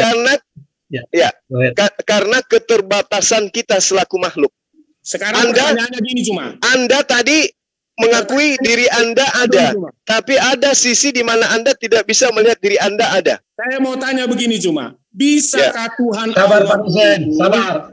Allah yang Maha Kuasa itu, bisakah Dia dalam kapasitas kemampuan manusia yang terbatas itu untuk menyatakan kehadirannya bisa dilihat dalam kapasitas manusia? Bisakah Dia Allah Maha Kuasa itu menyatakan dirinya untuk bisa dilihat manusia dalam kapasitas manusia, bukan kapasitas Allah ya, tapi kapasitas manusia? Bisa nggak? Bisa. Nah, kenapa nggak kamu tunjukin? Nah, oke. Coba Anda duduk diam tenang, dengarkan saya berbicara. Ya. Sekarang begini. Alam semesta ini menurut Anda itu dicipta atau ada seketika tanpa pencipta? Ya diciptalah. Oke. Nah, sekarang ketika penciptanya itu tidak menampakkan wujudnya, apakah dunia alam semesta ini itu tidak dicipta?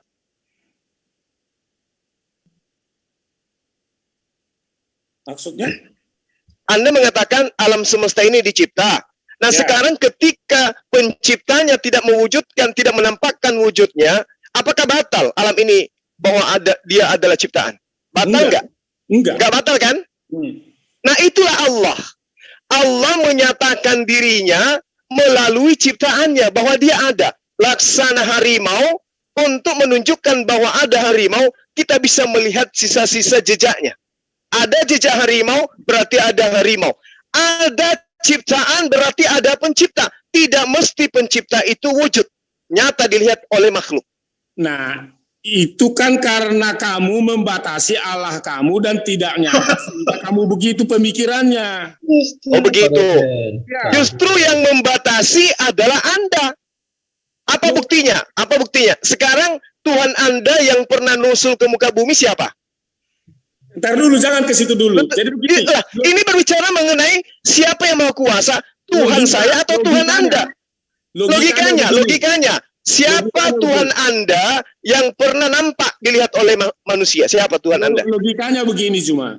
Ya. Kalau dia pencipta, lalu alasan kamu bilang, bukti penciptaannya ada hasilnya, apakah dia batal menjadi pencipta? Enggak. Tetapi pertanyaan saya, apakah ketika dia disebut pencipta, lalu dia ada hasil ciptaannya, dia menyatakan ciptaannya kepada ciptaannya, apakah dia batal juga pencipta? Tidak nyambung lagi Pak dosen ini. Begini, dengar. Ketika ada pencipta yang dapat dinarasikan oleh makhluk berdasarkan panca indera matanya, itu bukan pencipta, itu ciptaan.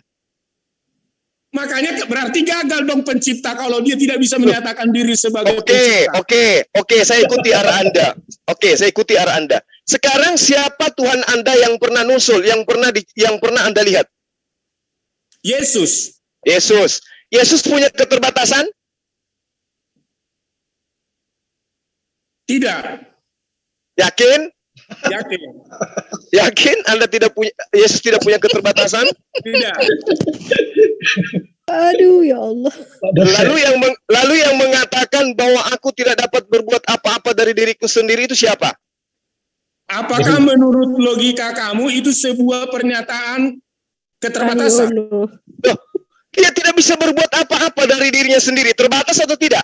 Nah, kamu paham nggak konteks ketika disebut dia konteks tidak lagi. bisa berbuat apa-apa?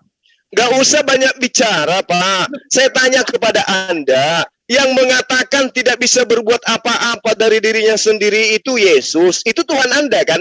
Terbatas nggak menurut Anda itu? Kalimatnya begini, Farhan. Kalau kita sedang berbicara, lalu saya bilang begini, Farhan. Bang Zuma itu, Bang Zuma. Juma. Kau panggil aku terus kau. Kentut kau tuh, diskusikan dulu. Sorry. Gini Bang Juma. Ya. Lalu kalau saya bilang begini, Ya. kita sedang berbicara, lalu saya bilang begini di dalam kalimat saya itu, Bang Juma sedang membunuh. Gitu? Ya. Lalu saya katakan seperti itu, padahal Bang Juma tidak membunuh. Lalu apakah ketika saya berkata Bang Juma membunuh, benar-benar dia membunuh? Tidak kan? Karena dari narasi kalimat itu, konteks kalimat itu, silogisme kalimat itu, alur cerita kalimat itu harus dipahami apa maksud dari saya bilang Bang Juma pembunuh. Gitu loh. Nah, oleh karena itulah juga hal yang sama kamu berpikir kalau Yesus berkata aku tidak bisa berbuat apa-apa, lalu kamu logikakan bahwa keterbatasan di situ ada, itu salah. Aduh, Jadi maksudnya ketika Yesus mengatakan aku tidak dapat berbuat apa-apa dari diriku sendiri, itu dia maha kuasa gitu. Nah, dengarlah pengertiannya. Kamu bisa gali, kamu bisa analisa. Ya, saya mau jelaskan begini. Silakan. Jadi begini, Jum. Ya. Kata tidak bisa berbuat apa-apa secara kontekstual, kalau kamu lihat nanti ayat per ayat dari atas, itu adalah klimaksnya nanti penghakiman di pengadilan hari kiamat di tahta di surga. Ya, ketika mereka yang sudah mati, contohnya nih, maaf nih, contohnya Juma, saya kasih contoh nih, Juma tidak percaya kepada Yesus di dalam kitab kami, maka masuk neraka. Terus apa hubungannya? Ya dengar, suatu kelak kalau Juma masuk ke pengadilan Yesus, lalu Juma akan divonis untuk masuk neraka, maka Yesus mengatakan, aku tidak bisa berbuat apa-apa. Bahasa itulah fungsinya di kemudian kelak di pengadilan. Oh, berarti Yesus tidak berkuasa untuk memasukkan saya ke surga? Ya enggak, orang-orang kamu di bumi udah tolak dia. Berarti dia tidak maha kuasa? Loh, karena kamu menolak dia, kalau kamu tidak menolak dia, nanti kamu akan diselamatkan. Nah, ini asumsi atau memang betul datanya di dalam Yohanes 5 nomor 30 itu berbicara mengenai hari kebangkitan? Ya, hari penghakiman. Yakin? Yakinlah. Oke, baik. Gitu loh. Ya, oke. Nah, sekarang kenapa kalau Yesus yang Anda anggap Tuhan Anda yang pernah nusul menjadi manusia, kenapa dia tidak tahu hari kiamat? Itu dia tidak tahu, ada dua hal yang kamu harus pahami. Satu, memang hebat orang ini. Satu. Apa satu? Ya. Itu dalam konteks penyerahan secara total kaitannya kepada Bapa, karena suatu kelak dia akan kembali kepada Bapa. Yang kedua, konteks sedang dia berbicara di dunia. Nah, pertanyaannya waktu itu, kenapa Yesus menjawab, aku tidak tahu tentang hari di mana kedatangan baik anak manusia, hanya Bapa yang tahu. Itu ketika pertanyaannya, dengar nih, ini pertanyaannya. Kapan, menit, jam, hari kedatanganmu? Ya. Di situ namanya jam disebut. Bicara tentang hari dan jam, nih, Juma tahu kan, kita waktu SD diajari kan, bahwa di dunia ini banyak jam. jamnya Amerika, jamnya Afrika, jamnya Israel, jamnya Arab itu beda. Kalau Yesus memakai jamnya Israel, maka orang Arab nanti akan menyalahkan Yesus. Itu Makanya, iya, maka harusnya dia pakai merek jam apa bagusnya Yesus. Nah, sekarang dia mau pakai jam siapa? Merek Nokia.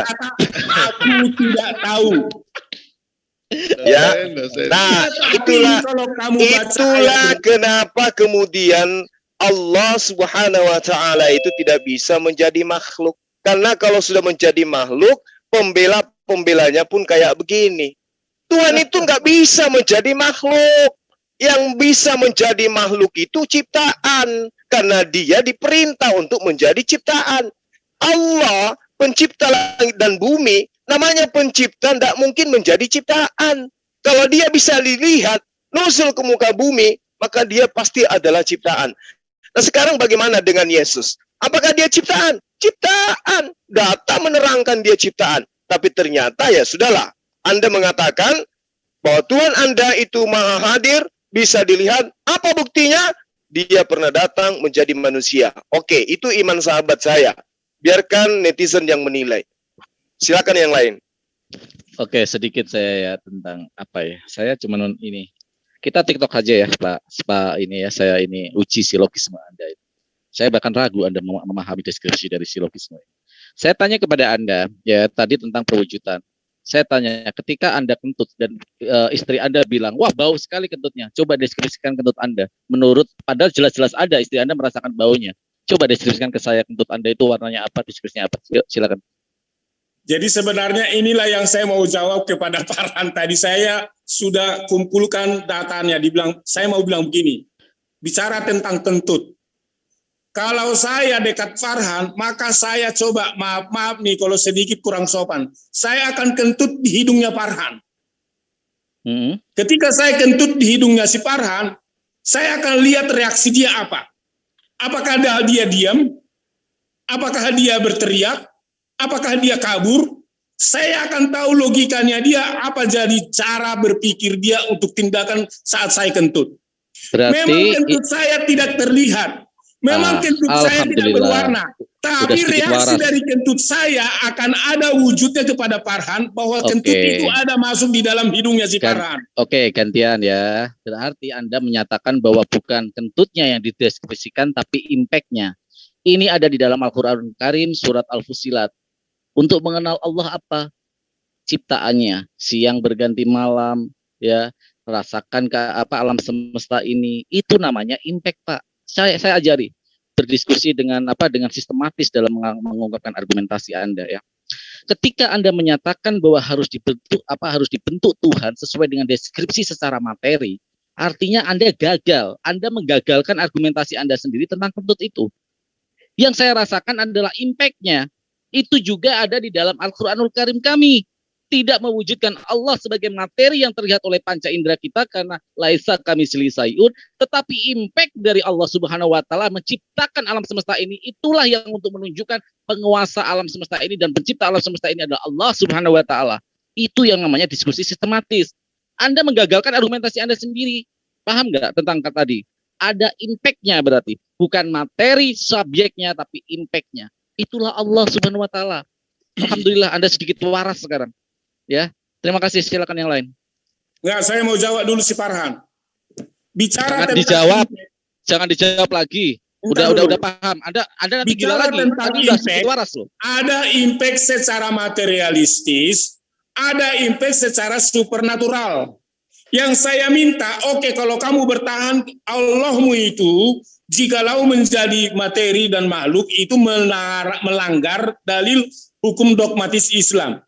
Apakah ketika Allahmu yang supernatural itu, yang bukan natural itu, bisa menunjukkan impact-nya secara supernatural, dalam kaitannya bisa dirasakan kehadirannya dalam impact secara supernatural pada manusia. Coba cari ayat-ayatnya di dalam kamu. Coba. Oke, saya kasih jawab ya. Apa itu? Di dalam Al-Baqarah 255.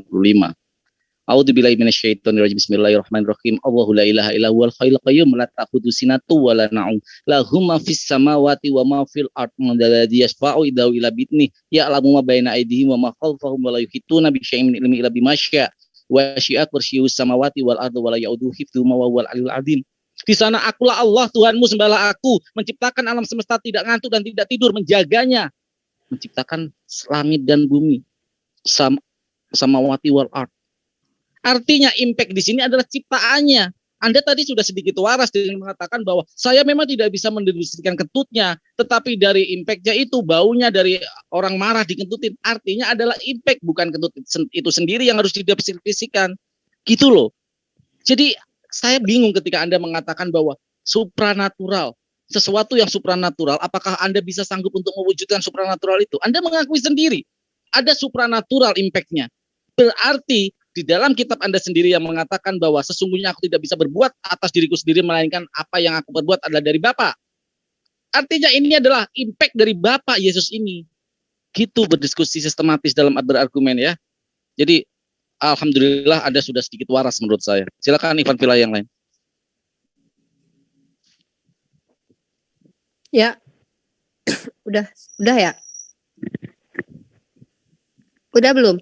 Belum ya? Tes. Udah, silakan. Uneri silakan kalau mau. Udah ini sama kentutnya sendiri udah. Ya, bagi saya itu aja ya. Kalau seorang dosen itu pasti akan mampu mempertanggungjawabkan setiap argumentasinya dan bisa menerima konsekuensi dari segi argumennya. Karena kalau kita pun di ranah diskusi pun ketika kita berargumen maka kita siap-siap menerima konsekuensi dari argumen kita. Contoh, kalau ketika Pak Terangkan mengatakan sesuatu yang ada itu harus mampu mengadakannya, mewujudkannya dan bisa diindrai. Tapi faktanya pun saya sudah buktikan, sudah meminta bukti bahwa yang bahkan yang diindrakan bisa itu pun tidak mampu Anda indrakan, ya. Seperti Yesus itu sendiri, di mana kehadiran Yesus? Apakah sekarang Anda mau mengatakan setelah Yesus naik ke langit dia tidak pernah ada lagi karena dia tidak bisa menampakkan dirinya lagi gitu ya?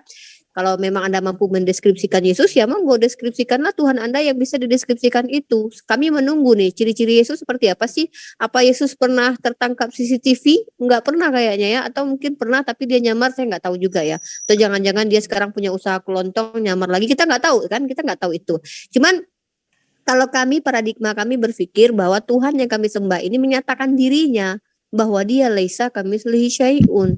Kalau seandainya ada yang mampu mengatakan, oh Tuhan kami itu ibaratnya begini nih, maka telah batal ayat ini. Mohon maaf, kalau di kitab Anda bisa berkontradiksi kenyataan dengan tertulis, jangan harapan itu terjadi kepada Al-Quran. Jangan paksa kita harus sama. Kalau kalian percaya Tuhan itu bisa mati, digebukin, dipukul, jangan paksakan itu terhadap kami yang tinggi, bahwa Tuhan itu maha agung dan tidak akan pernah mengingkari pernyataannya dengan keagungannya, dia akan menghinakan dirinya. Tidak. Kalau Tuhan kami menyatakan dia maha kuasa, maka dia mampu menghapuskan dosa tanpa harus menjadi mayat. Mohon maaf ya, saya harus menggunakan kata itu, tapi ini fakta yang Anda harus terima.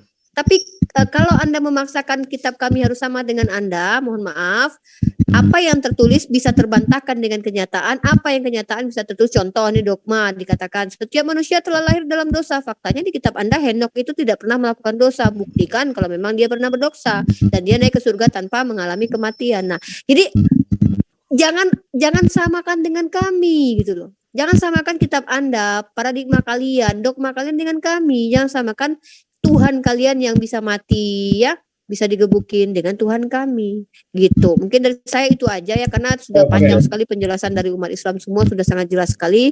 Dan Pak Terangkan ini dari sisi dosen, kalau saya jadi mahasiswi saya akan pecat Anda jadi dosen saya, serius. Jadi Pak dosen Terangkan Sitomorang ini sangat dekat dengan saya, satu-satunya yang pernah diminta nomor HP-nya Pak Terangkan ini cuma saya. Mungkin Pak Yuda mau bantuin Pak dosen, silakan Pak Yuda dulu, setelah ini nanti Pak saudara saya Bang Satria Pengembara Akal. Silakan Pak Yuda, dari tadi present sudah dibuka bibirnya. Masih. Apa yang tutup Pak dosen? Silakan. Dari tadi saya hanya diam dan mengikuti ya. Saya hanya diam dan mengikuti. Dan yang saya lihat adalah, dan saya dengar adalah kebanyakan saudara-saudara yang Muslim menyerang kekristenan. Ayat itu bukan namanya diskusi, Pak. Dan dalam diskusi jangan menyerang pribadi. Ya, kemudian tadi tentang apa yang disampaikan oleh Bang Suma ya, bahwa Yesus itu dia bukan Allah karena dia bisa lapar.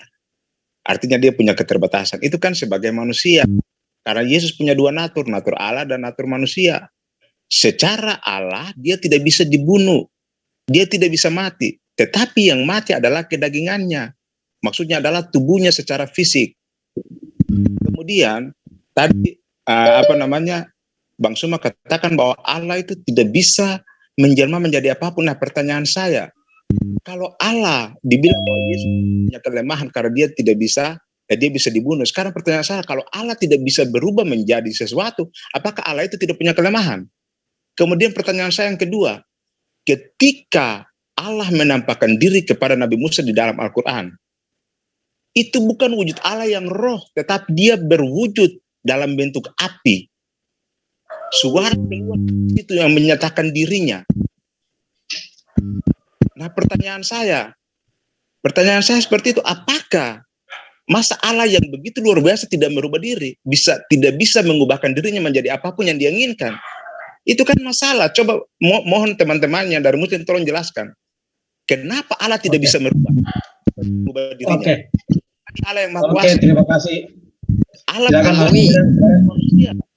Saya sedikit aja sebelum ke Bang ke Bang Zuma dan Bang Farhan. Uniripa dulu.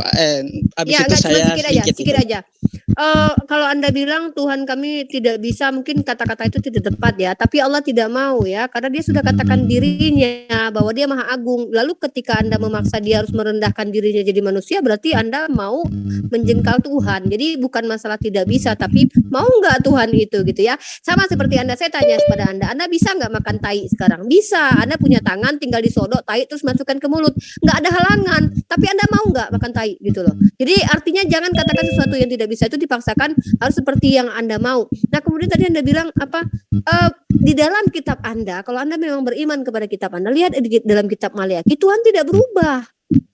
Tuhan Anda tidak berubah, itu di dalam kitab Maleakhi. Oh, silakan ditantang sendiri ayat itu, saya tidak peduli itu ya. Kemudian dikatakan lagi di dalam kitab Yesaya pasal 3 Yesaya 30 ya. Yesaya 30 ya, saya lupa yang Tuhan tidak berbentuk dan tidak dibentuk. Itu ada di dalam kitab Anda. Jadi esensi Tuhan itu sudah dikenalkannya. Kalau kalian kembali ke dalam kitab Perjanjian Lama, Tuhan sudah menyatakan dirinya bahwa dia akan mengampuni kalau dia minta pengampunan. Itu ada di raja-raja.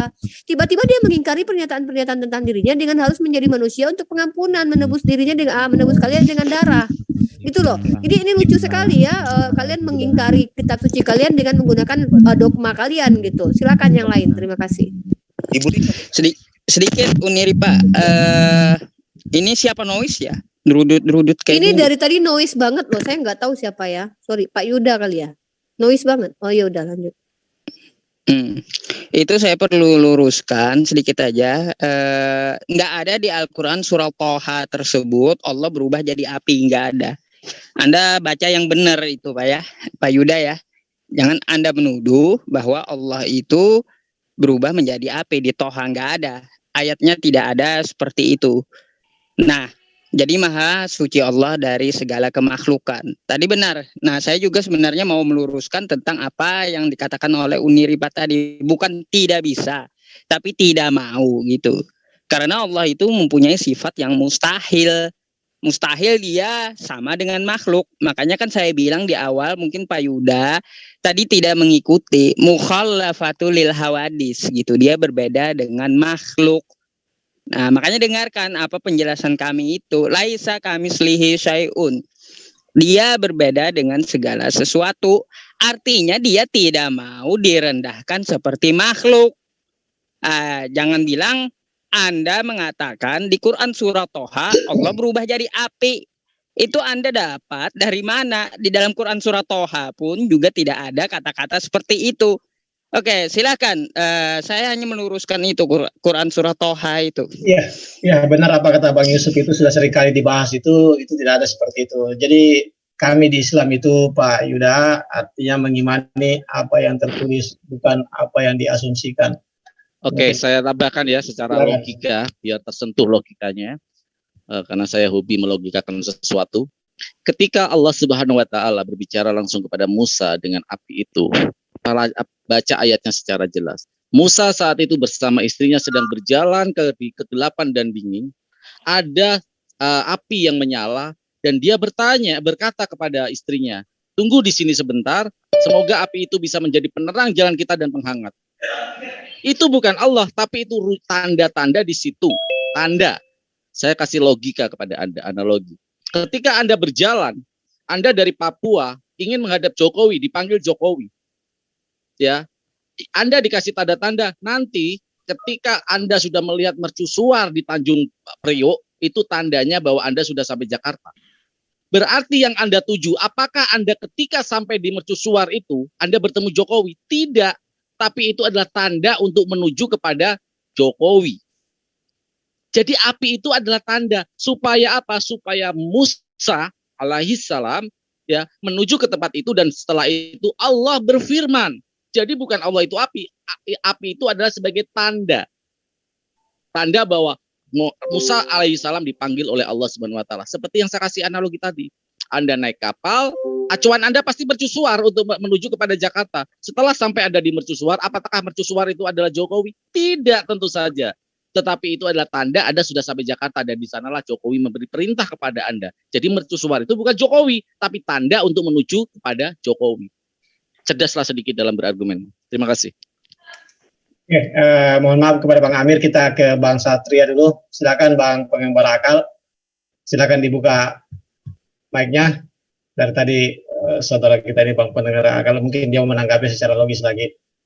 Tolong dibukakan mic-nya, Bang. Ya, tes. Monggo. Ya, assalamualaikum warahmatullahi wabarakatuh. Silakan. Ya, saudara-saudara sekalian, abang-abang, guru-guru. Saya komentarin mohon maaf ya Pak Yuda ya, saya nggak ada berniat untuk mendiskreditkan keyakinan umat Kristen. Saya hanya memberikan pandangan, lagi-lagi pandangan terhadap apa yang saya yakini ya dari agama Islam, bahwa Tuhan kita terbatas ya. Tuhan kita tidak bisa melakukan segala sesuatu menurut logika kita. Iya, benar. Itu benar itu. Terus Tuhan kita itu, atau Tuhan saya itu sepertinya tidak bisa serta-merta itu melakukan hal-hal yang seharusnya bisa dilakukan oleh Tuhan. Iya, benar. Ada jawabannya, Pak. Dan yang menjawab itu logika juga. Karena kenapa semua itu tidak bisa? Karena Tuhan kita konsisten. Itu yang harus digarisbawahi. Tuhan kita sangat-sangat konsisten. Artinya begini ya Pak ya. Kalau membuat parameter ketuhanan itu berdasarkan parameter kita terhadap hal-hal yang sifatnya materi atau indrawi, saya kira parameter itu nggak cukup Pak. Parameter itu nggak cukup. Justru di sini menegaskan ya bahwa dalam hal apapun, dalam urusan apapun, memang Tuhan tetap berdiri pada posisinya, yang mana posisinya tidak akan pernah bisa dijangkau oleh hal-hal yang lain. Bahkan untuk membayangkannya pun tidak mampu. Kalau kita merujuk kepada sifat, bisakah Tuhan saya membuat kepala saya sekarang jadi 5? Bisa. Tapi kenapa tidak dilakukan? Berarti tidak bisa. Jawaban yang paling masuk akal apa? Karena Tuhan konsisten. Dia tidak bisa diperintah sesuka-suka dia dan semau-mau dia. Kan begitu. Itulah Tuhan yang konsisten. Benar-benar ada sifat arogan di situ. Dan arogan hanya boleh untuk kepada Tuhan. Tapi jujur ya Pak ya, menurut saya lagi-lagi kenapa ya menganggap bahwa terlepas Tuhan itu nuzul jadi manusia, Tuhan memanifestasikan keberadaannya dengan wujud manusia, berdaging, sekaligus dia punya sifat ketuhanan juga. Entah kenapa, apakah saya itu tidak sopan atau enggak Pak Yuda, mudah-mudahan Pak Yuda dari kalangan akademisi bisa menerima Pak pandangan saya bahwa ada dualisme Pak. Kayak Tuhan itu punya keinginan ganda sepertinya ya Pak ya. Kenapa kalau dibilang konsisten dari sifat ketuhanan, gugur sifat konsistennya. Kalau dibilang konsistensi dari hal-hal yang logis atau hal-hal yang logos, gugur juga Pak. Secara matematis gugur dan secara filosofis juga gugur Pak. Kenapa? Karena semua peristiwa itu yang awalnya tidak berdaging lalu kemudian berdaging. Awalnya tidak berdaging, lalu kemudian berdaging. Setelah itu dia mati, dia tidak berdaging lagi. Lalu kemudian dia bangkit, dia berdaging lagi berkali-kali. Awalnya dia berada di kerajaan sorga, lalu turun ke bumi, lalu dia kembali lagi ke sorga, lalu turun lagi ke bumi. Kan akan ada nanti kedatangan yang kedua kali, lalu nanti dia naik lagi ke sorga. Jadi mulai dari sifat, Pak, ada kejanggalan. Sebenarnya kita susah pada akhirnya menerka sifat-sifat Tuhan yang konsisten atau yang tidak konsisten. Sepertinya ada bahasa yang mungkin yang paling bisa saya ucapkan adalah kenapa ada Tuhan yang tidak cukup percaya diri. Maksud saya, tidak cukup percaya diri. Kalau memang garis besarnya adalah keadilan, kasih ya, sejak awal dia tidak hadir. Di pertengahan dia hadir, dia nuzul. Dia ingin menggenapi dan dia ingin mengajarkan kasih. Sebenarnya seharusnya dia harus percaya diri tanpa dia menjadi manusia dan disiksa. Seharusnya dia yakin kasih akan tetap bisa diedarkan oleh nabi-nabi. Kenapa dia harus turun tangan? Apa dia tidak percaya dengan nabi-nabi sebelumnya? Apa nabi-nabi sebelumnya juga gagal? Kan gitu. Gagal menjalankan tanggung jawab. Nah, lalu kemudian dia berangkat, Pak, ke surga. Dia berangkat ke surga. Dia tahu bahwa setelah dia berangkat akan banyak sekali hal-hal yang bertentangan di atas muka bumi, ya. Karena ketidakhadirannya tidak bisa diindrakan lagi oleh orang-orang setelah kematiannya itu, setelah keberangkatan dia ke surga lagi, dia kembalinya di kerajaan surga, harusnya dia sadar, Pak, kasihnya di mana sekarang? Kasihnya di mana? Seharusnya kalau memang dia adil secara menyeluruh, jangan tanggung. Kenapa ada Tuhan yang tanggung? Kenapa ada Tuhan yang setengah-setengah? Oke, nggak ada masalah Tuhan yang setengah-setengah, karena itu suka-suka dia. Tapi kita melihat bahwa ada hal-hal lain sepertinya Tuhan itu agak keliru ya mengambil keputusan. Menurut saya ya keputusan. Dan itu bisa kita saksikan mulai dari berangkat dari keterangan-keterangan, ayat-ayat, firman-firman, sejarah-sejarah, kan begitu. Nah, kalau di dalam Islam, saya bukan komparasi atau membandingkan ya Pak ya. Saya hanya melihat, saya hanya bertanya deh sama Bapak. Boleh saya bertanya sama Bapak begini, pertanyaan saya. Pak, apakah Tuhan di dalam ajaran agama Kristen itu konsisten atau tidak? Kalau konsisten, coba berikan alasan yang paling masuk akal, Pak. Yang paling masuk akal yang bisa saya terima. Terima kasih, itu aja, Pak.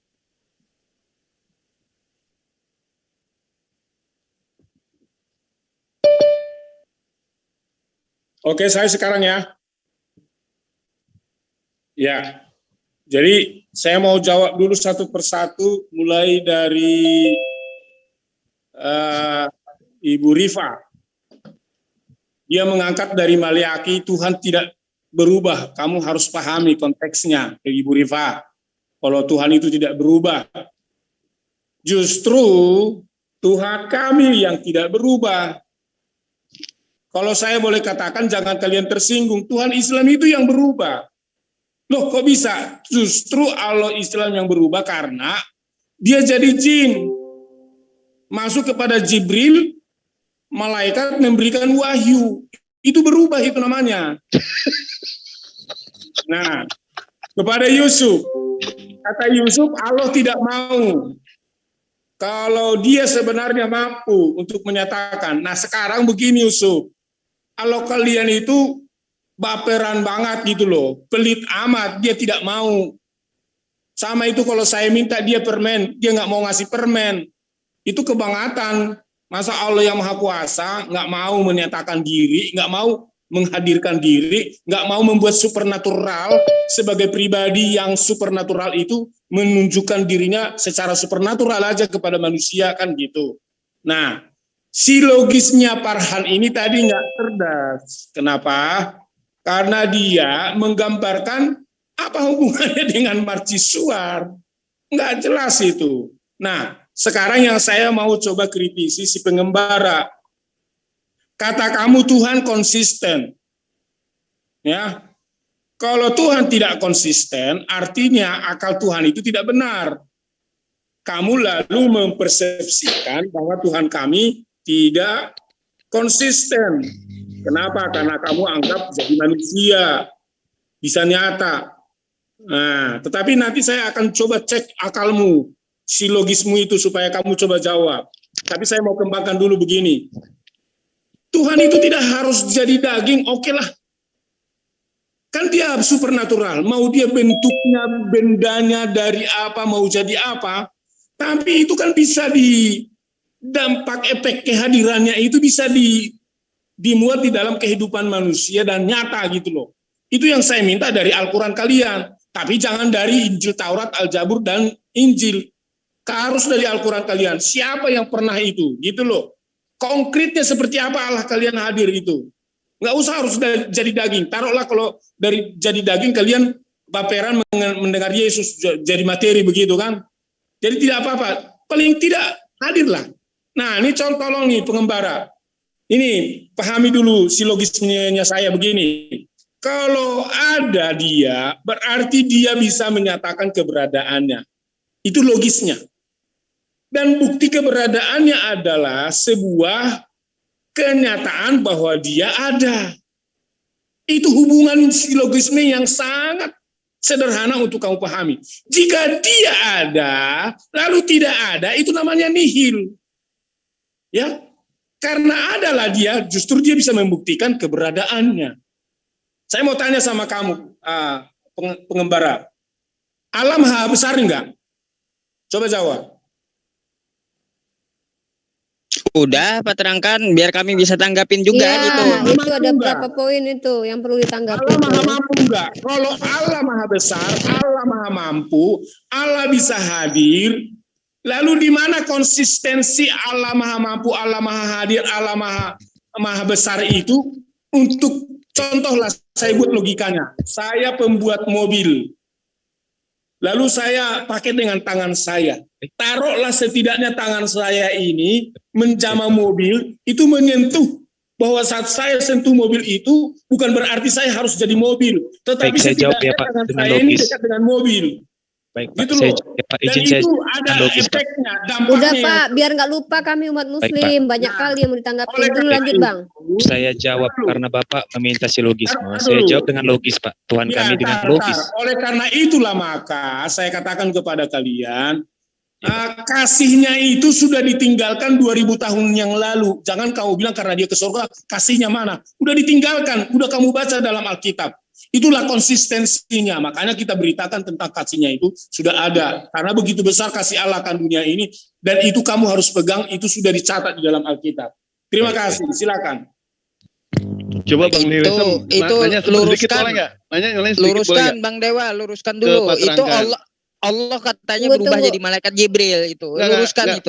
pengen tahu dulu Kak, Dewa. jangan ambil tema lain dulu Bang Dewa, maksudnya jangan dilarikan Enggak, kemana ini dulu. kan Maha Soalnya Hadir ada tadi. Tadi dia tiga tema menerangkan Maha Hadir. tiga poin. Pak Terangkan betul nggak kalau Tuhan Pak Terangkan itu Maha Hadir? Betul tidak? Betul.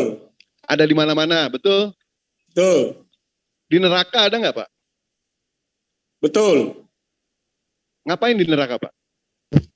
Orang dia yang menciptakan neraka. Ngapain Tuhan ke neraka? Dia kan yang menjaga semua. Jalan-jalan kali ya. Dia menjaga semua. Kak, saya mau si Maha ditanggapan Kuasanya. poin Pak ini dong, tadi sifatnya banyak banget ya yang harus di ini. Nanti Bang Uniri, Pak, Satria itu- dulu deh. Uniri Pak, itu jangan lupa Allah berubah jadi malaikat Iya, Jibril iya, katanya. enggak, itu Bang Satria dulu biar nggak lupa dia poinnya tadi biar Cuma disampaikan dulu. Saya udah poin saya itu catat jangan ini. dilupakan gitu. Ya, Jangan tenang aja, dilupakan tenang poin aja. itu. Ya, baik. Saya tangkap satu poin aja. Dan saya kira ini yang saya tunggu selama ini ya Pak ya. Akhirnya ada pihak Kristen yang mengatakan Tuhannya punya akal. Dan di sini saya harap akal Tuhan bekerja ya Pak. Saya jelaskan konsep ketuhanan saya sangat-sangat logis dengan cara yang sederhana. Eksistensinya sangat-sangat sederhana Pak, bisa dibuktikan. Dengan apa? Yang kita ketahui saat ini, ada sesuatu yang tidak terbatas Pak. Ada sesuatu yang tidak terbatas. Mulai dari apapun itu, dari aspek apapun itu, segala sesuatu itu punya konstanta. Catat itu Pak. Dan ada yang tidak punya konstanta. Salah satu yang bisa kita saksikan dengan mata kita, dark matter salah satunya. Kegelapan itu nggak punya batasan Pak. Sekarang coba bayangkan ya, di pikiran Bapak aja, ujung dari kegelapan itu apa? Contohnya ya Pak ya. Dari situ aja ya, sebenarnya sudah cukup dengan cara yang sangat-sangat elegan. Tuhan tidak perlu repot menunjuk menunjukkan unlimitednya. Tuhan tidak perlu repot menunjukkan dia tidak terbatas. Pada materinya saja kita sudah kewalahan, Pak. Apalagi tentang dia. Pada materi yang dia ciptakan saja, kita sudah kewalahan mencari sesuatu yang tidak terbatas, menjangkau itu tidak terbatas.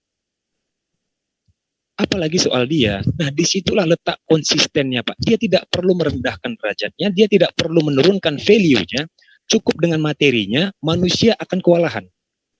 Jadi benarlah perkataan dia bahwa jangan kaji zatnya, kaji materinya saja, kalian sudah tidak cukup mampu. Apalagi mengkaji zatnya. Di situ keileganan dan memang betul-betul keren menurut saya. Ya. Eksistensinya bisa dilihat dari keterangan-keterangannya dan dari bukti-bukti yang kita saksikan saat ini. Begitu. Itu mungkin, Pak. Mudah-mudahan bisa diterima ya. Itu sangat-sangat logis, Pak, menurut saya. Silakan yang lain para Ya, mualif. saya tambahkan melengkapi dari Bang Satria dan ada korelasinya di konsistensi ya, dan tapi di awal kita ambil saya catat ada 3 poin yang ujungnya adalah konsistensi Tuhan. Nah, tadi saya katakan, saya membawa dalil bahwa di Maleakhi itu dikatakan bahwasanya Maleakhi 3 ayat ke-6 ya, bahwasanya aku Tuhan tidak berubah. Oke, kita ambil kata ini, ada kontak whatever lah ya. Mari kita kita lihat siapa yang memenuhi kriteria Tuhan berubah. Di dalam imannya teman-teman Kristen, Tuhan kalian muncul nama baru yaitu Yesus itu setelah zaman Herodes. Apakah nama Tuhan berubah? Oh iya, dari YHWH menjadi Yesus ya. Tidak sama antara YHWH dengan Yesus, tidak sama. Tidak sama. Kemudian wujudnya, apakah wujud Tuhan kalian berubah? Iya, tadinya yang dia belum lahir menjadi manusia di zaman Herodes, dia jadi manusia, berambut gondrong, punya baju gamis ya, ada jenggotnya, kemudian dia berkulit ya seperti manusia gitu. Nah, apakah di dalam kitab Perjanjian Lama dia muncul seperti itu? Oh, katanya ada teofani ini segala macam, yang anehnya tidak menjadi pribadi Tuhan kalian juga ya teofani itu ya. Nah, kemudian Pak terangkan mengatakan bahwa Tuhan kami berubah menjadi Jibril. Itu hanya asumsi liar yang kami tidak pernah temukan hal itu. Bahkan mohon maaf, saya rasa orientalis barat yang mempelajari Islam pun tidak akan membawa argumen konyol kata saya, argumen konyol yang mengatakan Allah berubah menjadi malaikat Jibril itu. Saya rasa orientalis yang memang mempelajari Islam secara keseluruhan yang akademik tidak akan pernah melontarkan argumen seperti itu ya. Saya anggap itu cuma lelucon, nanti Bang Yusuf bisa tanggapi. Dan kemudian pelit kata Pak tadi, kenapa Tuhan kalian tidak mau, berarti dia pelit. Nah, lagi-lagi kesombongan manusia ingin menjengkal Tuhan, ingin Tuhan harus seperti yang mereka mau, sementara sudah kita katakan ujungnya Tuhan itu konsisten harusnya, karena manusia saja tidak konsisten, punya sifat pelin-pelan, harus berobat ke psikiater. Ini kononlah Tuhan ya. Kalau kita bicara tentang pelit, Pak, sorry saya harus katakan, Tuhan Anda saja yang sudah nuzul menjadi manusia, mati di tiang salib, tidak mempengaruhi apa-apa bagi dunia ini ya. Tidak ada perubahan di dunia ini setelah penyaliban Yesus. Manfaat Yesus di salib itu tidak ada di dunia ini apa-apa. Faktanya orang masih tetap jahat, dunia masih tetap tidak baik-baik saja. Sampai sekarang minyak goreng pun masih mahal ya. Padahal Yesus Tuhan sudah disalib loh ya. Nggak ada manfaatnya buat dunia. Nah, kemudian kepelitan Yesus ini dilihat dengan adanya dalil banyak yang terpanggil, sedikit yang dipilih. Siapa yang bilang begitu? Yesus. Yang pelit siapa, Pak? Bukan Tuhan umat Islam, tapi Tuhan Anda sendiri ya. Dia banyak yang dipanggil tapi sedikit yang dipilih. Yang masuk surga hanya sedikit. Tidak semua yang memanggil aku Tuhan, Tuhan masuk kerajaan surga. Padahal dia sudah mati loh. Alasan matinya apa? Demi kasih kepada dunia. Tapi nggak semua manusia yang diselamatkan. Artinya gagal lagi Tuhan. Konsistensi Tuhan. Oke. Di dalam imannya orang-orang Yahudi yang adalah merujuk kepada kitab Tanakh atau kitab tidak ada saya mendengar orang Yahudi percaya Tuhan itu nuzul menjadi manusia ya. Apakah konsisten dengan imannya umat Islam? Oh iya, Tuhan tidak bisa dideskripsikan. Yang tidak konsisten itu adalah di awal dia tidak bisa dideskripsikan, tiba-tiba dia bisa dideskripsikan, mendeskripsikan dirinya gitu loh. Padahal dia tidak bisa dihampiri ya, Tuhan itu tidak bisa dilihat, tidak ada yang mampu melihat dia bisa hidup di dalam kitab Keluaran. Tiba-tiba dia tidak konsisten dengan mati di tiang salib. Kemudian hukum Taurat yang dia berikan kepada manusia ternyata tidak konsisten lagi Tuhan. Justru hukum yang dia berikan menyebabkan manusia mengenal dosa. Ini Tuhan macam apa? Kasih hukum hanya untuk manusia mengenal dosa dan terkutuklah orang yang di tiang salib karena melakukan hukum Taurat. Karena ternyata hukum Taurat itu penyebab terkutuk. Ini konsistensinya di mana, letak konsistensi Tuhan Bapa gitu kalau kita lihat begitu.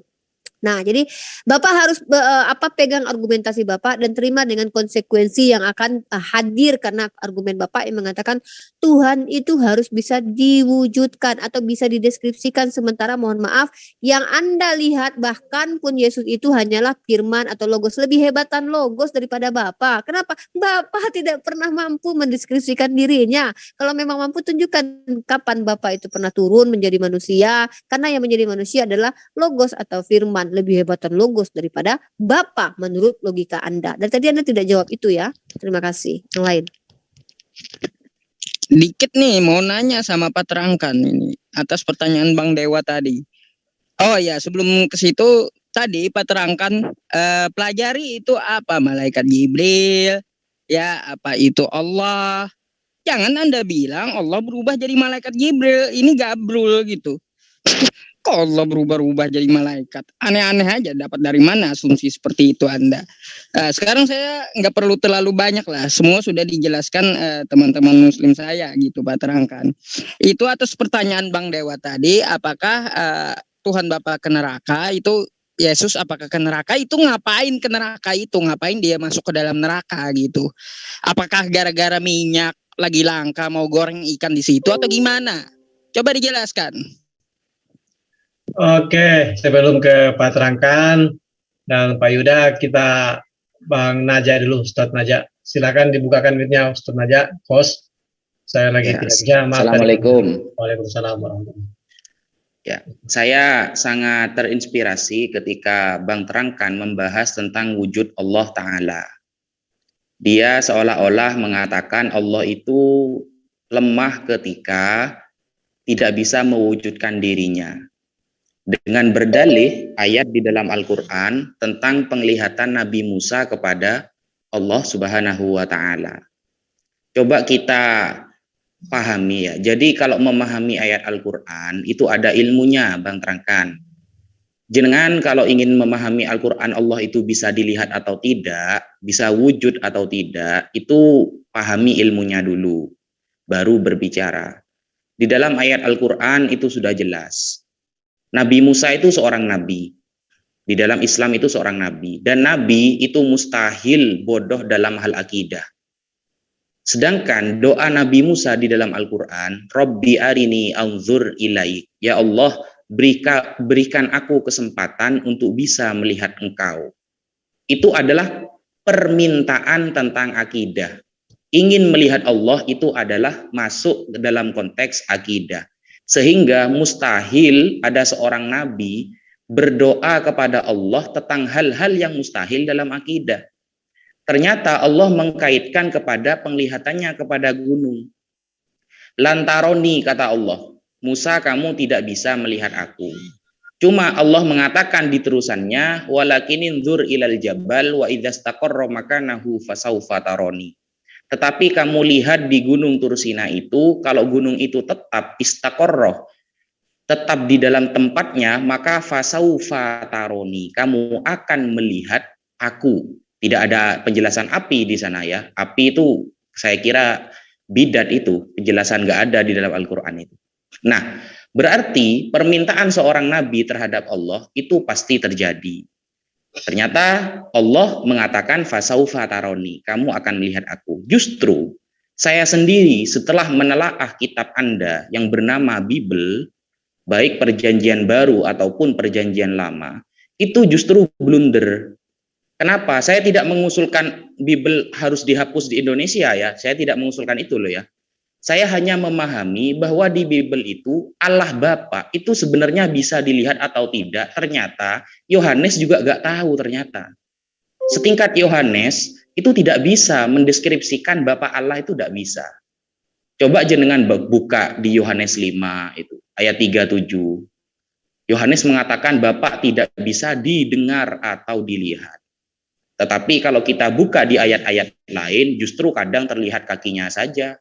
Kadang terlihat jubahnya saja, kadang terlihat dari jarak jauh saja, kadang terlihat duduk-duduk santai entah sambil minum kopi atau goreng nasi goreng saya nggak tahu. Nah, sehingga ketika ayat-ayat di dalam Bible Anda itu bertentangan, itu justru tambah apa namanya ya, menunjukkan bahwa Bapa Allah itu juga tidak bisa dideskripsikan. Apakah saya akan mengatakan bahwa Yohanes itu bodoh dalam hal akidah Bible? Kan tidak. Monggo dijelaskan.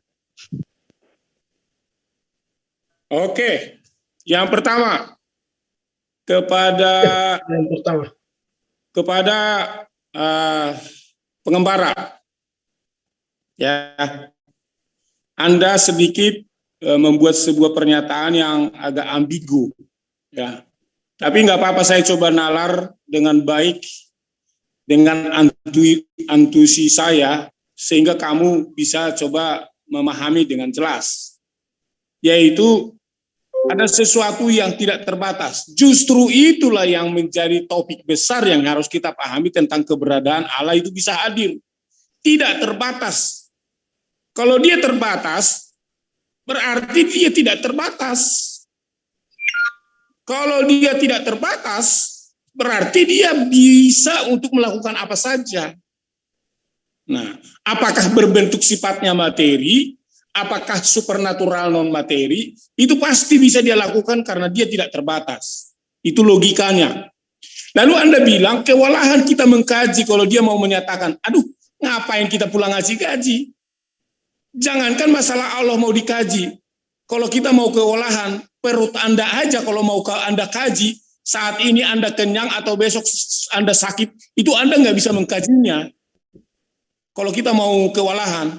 Jadi jangan begitu logikanya untuk masalah hal itu. Nggak nyambung. Ya. Jadi coba cara berpikir Anda dibenahi lagi. Kepada Rifa yang cantik. Kalau tidak terima Allah kalian berubah, berarti wahyu kepada Muhammad itu bukanlah dari Allah. Tapi dari malaikat, ya, dari malaikat. Jawab itu Pak Yusuf. Terus Baja Media bilang begini, pahami ilmu tentang Al-Quran di dalam hal mengkaji kehadiran. Justru itulah dari tadi Pak Media. Aku pun sebenarnya sudah mengatakan sama Ibu Rifa bahwa kalau dia sudah membuat statement perbedaan Allah Islam itu nggak bisa nyata. Dia udah bilang udah clear sebenarnya. Jadi nggak perlu pun saya pelajari ilmu-ilmu tentang Islam mengenai hal kehadiran itu, nggak begitu lagi penting karena memang sudah berbeda. Kalau Bapak angkat tentang Musa, kami itu 1000 gudangnya tentang kehadiran Allah pada nabi-nabi. Kami yang lebih tahu, lebih spesifik, lebih konkret. Ya, Allah Bapa itu, Pak Media, Allah Bapa itu sudah ada di dalam Yesus. Ntar Bapak baca itu di dalam Yohanes pasal 14. Sekian lama kamu sudah berjumpa dengan aku. Tidak tahukah kamu bahwa aku di dalam Bapa dan Bapa di dalam aku? Sudah jelas, Pak. Jadi artinya, kalau Bapak hanya membatasi karena Allah kalian tidak bisa nongol, lalu ketika Yesus menyatakan begitu, kalian bantah. Itu silogisme yang berbeda. Jangan kalian bawa pembantahan kalian karena Allah kalian tidak bisa nyata, lalu kalian tidak bisa terima Allah kami yang bisa nyata. Gitu loh. Ya kalaupun akhirnya juga saya coba korek untuk supaya Allah kalian nyata, namun kalian tidak bisa menunjukkan, artinya saya boleh katakan, itulah yang tadi saya sudah buat kesimpulan terhadap Ibu Rifa, bahwa Allah kalian itu nihil, sebab tidak bisa menyatakan diri. Kalau bicara tentang Allah kami segudang, Pak, baca itu di dalam Kejadian pasal yang ke-18. Di situ udah konkret berbentuk manusia hadir. Cuma saya nggak tahu apakah ini berbentuk manusia materi murni dengan tubuh daging, ataukah dia berbentuk manusia hanya dalam berbentuk spiritual, malaikat, supernatural, saya nggak tahu. Namun ini tadi yang saya mau sampaikan kepada kalian, saudara-saudara Islam. Masa iya, kalaupun tidak secara materi, coba dibuktikan secara supernatural, gitu loh. Saya pembuat mobil, sentuhan saya terhadap mobil ini, setidaknya tangan saya pernah menjamah dia, dan mobil ini tahu bahwa saya memegang dia. Karena saya sebagai pencipta yang tak terbatas, setidaknya mobil ini saya bisa buat bahwa saya pernah hadir untuk dia. Bisakah saya lakukan? Bisa. Karena kenapa? Saya tidak terbatas. Itulah yang saya mau minta dari kalian. Kalau kami sudah clear sih, itu aja mungkin, supaya jangan berlarut-larut sekaligus menjadi closing statement saya, karena kita udah malam nih. Loh, mau kemana? Mau kemana?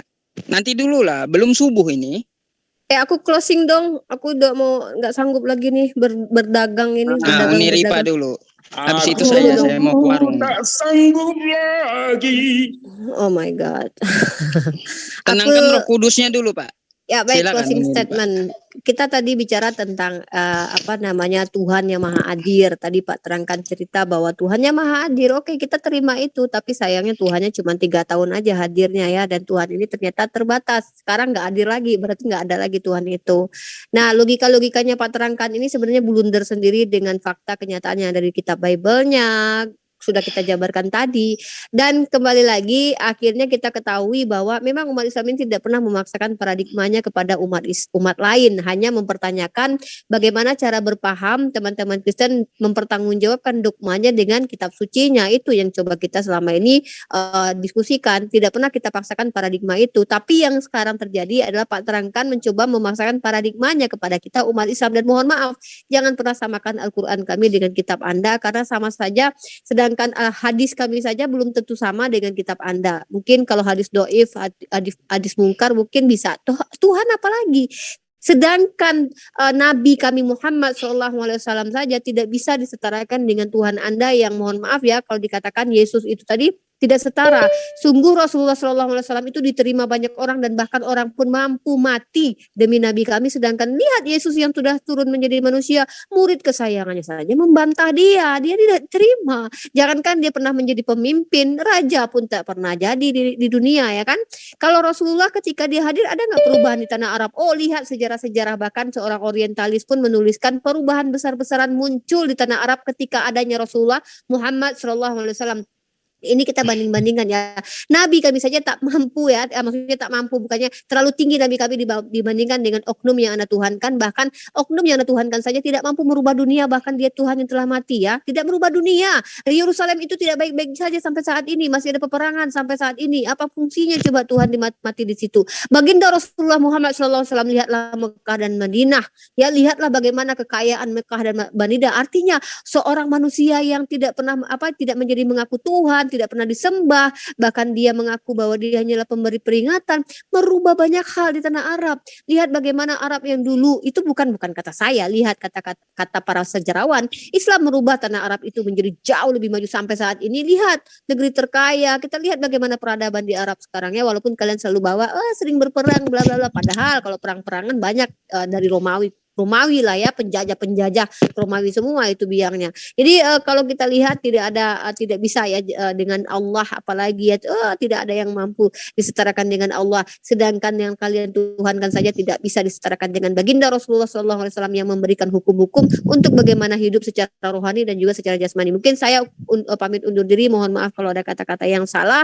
Dan tentang teman-teman yang di live comment silakan dilanjut nonton ke tempat lain ya, seperti Pendagang Islam, Comment Center, Bang Zulkifli M. Abbas juga. Mohon maaf kalau ada kata-kata salah Pak terangkan, dan teman-teman lain, Pak Yuda juga, dan teman-teman muslim lainnya juga. Wabillahi taufik wal hidayah. Assalamualaikum warahmatullahi wabarakatuh. Waalaikumsalam warahmatullahi wabarakatuh. Gini Pak terangkan. Yo. Tadi saya mau jelaskan dulu.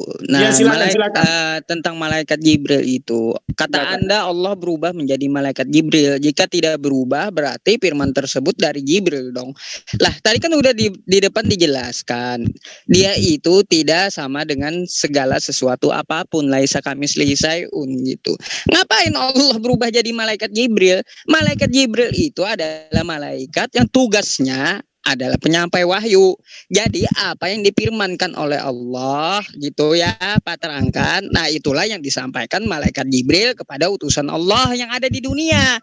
Nah gitu, itu tugasnya malaikat Jibril. Jadi malaikat Jibril dengan Allah itu berbeda. Karena Allah itu Allahus Somad, tempat bergantung seluruh makhluk gitu Pak terangkan. Bukan yang digantung oleh makhluk. Nah terus tadi atas pertanyaan saya Pak terangkan belum menjelaskan buat apa itu Yesus ke neraka gitu. Katanya Tuhan Anda ada di mana-mana. Lalu ditanya apakah juga ada di neraka? Ada. Ngapain dia masuk neraka gitu.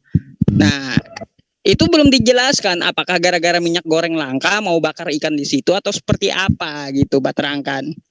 Nah, ini mungkin itu. Izin Bapak saya boleh menerangkan kenapa Yesus bisa ke neraka. Saya dari Kristen. Oke, Pak Dalihan, habis tim Muslim mengajukan apa yang apa yang dikatakan oleh Pak Terangkan tadi, mungkin gantian sama Pak Terangkan tadi. Jadi seperti itu yang saya tanya, tolong dijelaskan itu ngapain Yesus ke neraka. Nah, itu yang saya minta dari tadi. Terus saya sudah jelaskan juga untuk masalah malaikat Jibril, apalagi ya tadi Pak Terangkan ini banyak kali. Oh ya, tentang Pak Terangkan katanya Anda menciptakan mobil. Nah, setidaknya Anda katakan juga bahwa Anda ada hadir, setidaknya Anda pernah hadir untuk mobil yang diciptakan tersebut gitu. Tapi Pak Terangkan, pasti Anda nggak mau kan Anda berubah jadi mobil yang Anda ciptakan gitu. Nah, artinya di sini kalau Anda tidak mau, begitulah Allah Subhanahu wa taala. Ngapain dia sampai merendahkan dirinya seperti yang dia ciptakan? Lagi itu, saya aja bikin mobil nih. Ngapain saya ikut-ikutan jadi mobil? Kan aneh gitu Pak Terangkan. Ya, pakai akal. Silakan yang lain. Ya, halo. Ya. Izin saya boleh jawab atau yang lain itu Gurunda Juma ada saya ya sedikit saya Bang, habis itu silakan ditanggapi. Jadi berbicara mengenai konsep ketuhanan di dalam ajaran agama Islam ya, silakan aja dengan konsep sahabat Kristen bahwa Tuhan Anda itu adalah makhluk, meski di dalam Yohanes 5 nomor 36 kesaksian Yesus tentang dirinya ya adalah bahwa dia utusan Tuhan, bukan Tuhan itu sendiri. Tapi kalau Anda kemudian menganggap dia Tuhan, ya itu hak Anda, itu iman Anda. Nantilah dihakimi oleh Yesus atau Allah ya. Jadi gini, berbicara mengenai Allah Subhanahu wa taala di dalam pengajaran agama Islam tentang Allah, itu manusia diberi kemampuan untuk kemudian mengakui eksistensi Allah Ta'ala. Mau ataupun tidak, saudara mau akui ataupun tidak, Anda kudu di dalam akal Anda pasti tahu bahwa ketika Yesus menerangkan dalam Yohanes 5 nomor 37, Bapa yang mengutus aku, dialah yang bersaksi tentang aku, kamu tidak pernah mendengar suaranya, rupanya pun tidak pernah kamu lihat. Anda pasti tidak bisa mewujudkan dan menggambarkan wujud daripada Bapa yang mengutus Yesus. Paling Anda endingnya akan mengatakan Bapa itu adalah roh. Anda terangkan gimana wujudnya, Anda tidak akan mampu. Artinya bahwa ketika Islam mengajarkan adanya dalil fitrah, dalilul fitri, bahwa secara fitrah artinya al-khilqah, yaitu keadaan asal ketika seorang manusia dicipta oleh Allah, itu manusia sejak dalam konsep alam ruh, manusia itu telah mengakui eksistensi Allah sebagai Tuhan. Dan ingatlah ketika Tuhanmu mengeluarkan keturunan Adam dari sulbi mereka, dan Allah mengambil kesaksian jiwa mereka. Jadi manusia itu sejak lahir sudah mengakui adanya esensi Tuhan, meski mereka tidak pernah melihat Tuhan itu sendiri. Lalu kemudian yang kedua, dalil hissi, dalil yang dapat diindra. Ada bukti-bukti keberadaan Allah yang dapat dinikmati dan dapat dirasai dan disentuh oleh indra manusia. Contoh misalnya, bagaimana kemudian Bahtera Nuh. Itu bukti keberadaan Allah itu ada, itu loh. Lalu kemudian bagaimana kemudian Abraham ya, itu diselamatkan dari kobaran api. Qulna ya naru kuni bardaw wa salama ala Ibrahim. Kami berfirman, hai api menjadi dinginlah dan menjadi keselamatanlah bagi Ibrahim. Ini yang dimaksud bahwa keberadaan Allah bisa dilihat berdasarkan dalil yang dapat diindra. Bukan kemudian Tuhannya yang nuzul. Bukan. Karena Tuhan itu maha kuasa. Karena Tuhan itu maha kuasa, maka dia tidak bisa menjadi tidak maha kuasa. Kalau dikatakan, oh berarti Tuhanmu tidak bisa menjadi ayam, Tuhanmu tidak bisa menjadi manusia, berarti dia tidak maha kuasa. Justru karena dia maha kuasa, maka dia tidak bisa menjadi tidak maha kuasa. Kalau dia menjadi manusia, otomatis dia tidak maha kuasa lagi. Dan itu mustahil disifati oleh Allah. Kemudian yang ketiga, dalil akal. Jadi keberadaan Allah itu bisa dilihat, bisa diketahui keberadaannya dengan adanya dalil akal itu. Kemampuan akal. Ketika menggunakan akal kita untuk memperhatikan berbagai fenomena di alam semesta ini, jelas akal kita akan sampai kepada kesimpulan bahwa semua fenomena yang ada membuktikan bahwa Allah yang Maha Kuasa itu ada. Itulah wujud Allah, keberadaan Allah, fenomena khalaqah, penciptaan, sawwa, penyempurnaan, qadara, penentuan, dan ada petunjuk. Membuktikan bahwa Allah itu ada. Alladzi khalaqa fasawwa walladzi qaddara fahada. Dialah Allah yang menciptakan dan yang menyempurnakan penciptaannya dan yang menentukan kadar masing-masing dan bentuk dan memberi petunjuk kepada apa yang dia inginkan. Ini bukti bahwa Tuhan itu ada. Tidak mesti Tuhan itu nuzul dibunuh oleh manusia, tidak. Lalu kemudian yang terakhir ya, dalil wahyu. Nah, ini dalil wahyu. Atau kemudian dalil sejarah. Jangan wahyu ya, karena Anda tidak mengimani Al-Quran.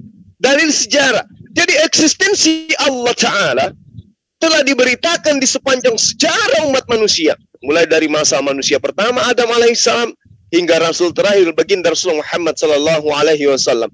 Bagaimana kemudian diceritakan Abraham, Yakub, Ishak, dan semuanya sampai kepada Isa alaihissalam, sampai kepada baginda Rasulullah SAW, membuktikan bahwa keberadaan Allah itu bukti bahwa dia mengutus para nabi.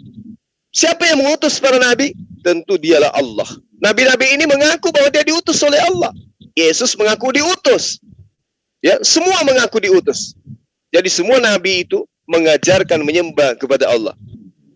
Lalu kemudian di dalam Al-Quran diterangkan, ya, kami kemudian mengutus kepada umat-umat itu rasul-rasul kami berturut-turut. Tiap-tiap rasul datang kepada umatnya, umat itu mendustakannya. Maka kami maka kami perturutkan sebagian mereka dengan sebagian yang lain, dan kami jadikan mereka buah tutur manusia. Maka binasalah bagi orang-orang yang tidak beriman. Ini fakta. Orang-orang bercerita tentang Ibrahim, Yakub, Ishak. Ini bukti sejarah bahwa Tuhan itu ada, bisa dilihat daripada sejarah kehidupan umat manusia. Eksistensi Allah itu ada, diberitakan di sepanjang sejarah manusia. Jadi umat Islam itu sederhana. Allah itu maha kuasa, sehingga kemahakuasaannya meliputi dirinya, sehingga dia tidak bisa menjadi tidak maha kuasa. Jadi kalau ada Tuhan yang menjadi makhluk, itu bukan Tuhan itu. Kenapa? Karena dia tidak maha kuasa. Buktinya ketika dia datang, dia tidak bisa melawan ngantuk, dia tidak tahu hari kiamat, dia lapar, dia ketakutan. Dan memang sekali lagi, dan memang Yesus ketika datang tidak pernah mengajarkan kalau dia adalah pencipta langit dan bumi. Tapi justru dia mengajarkan dia adalah utusan sang pencipta langit dan bumi. Terakhir dari saya.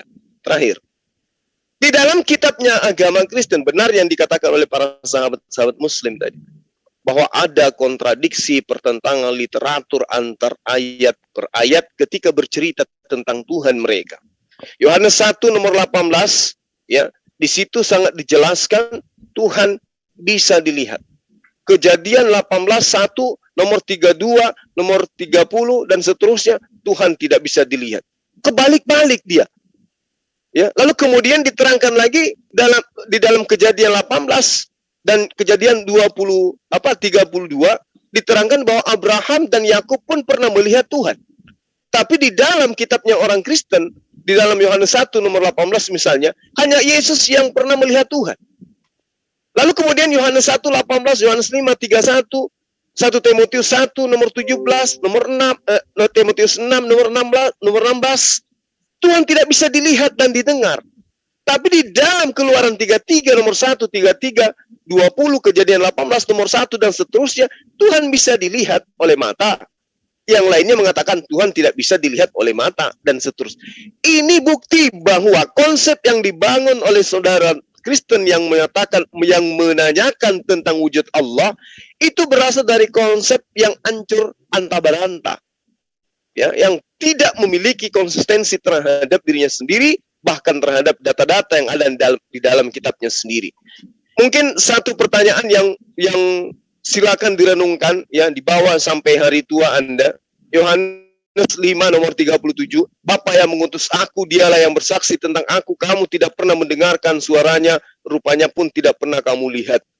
Coba Anda pertanyakan kepada diri Anda, wujud dari Bapa yang mengutus Yesus itu seperti apa dan bagaimana modelnya.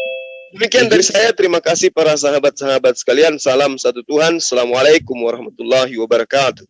Izin memberi pendapat. Tunggu Bang Dalihan.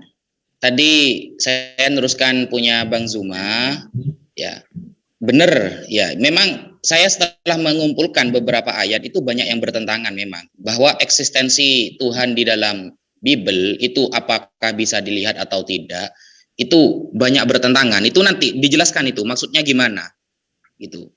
Contoh tadi sudah dijelaskan ya. Dan yang paling jelas ya, yang paling jelas itu coba jenengan buka Yesaya 6 ayat 1.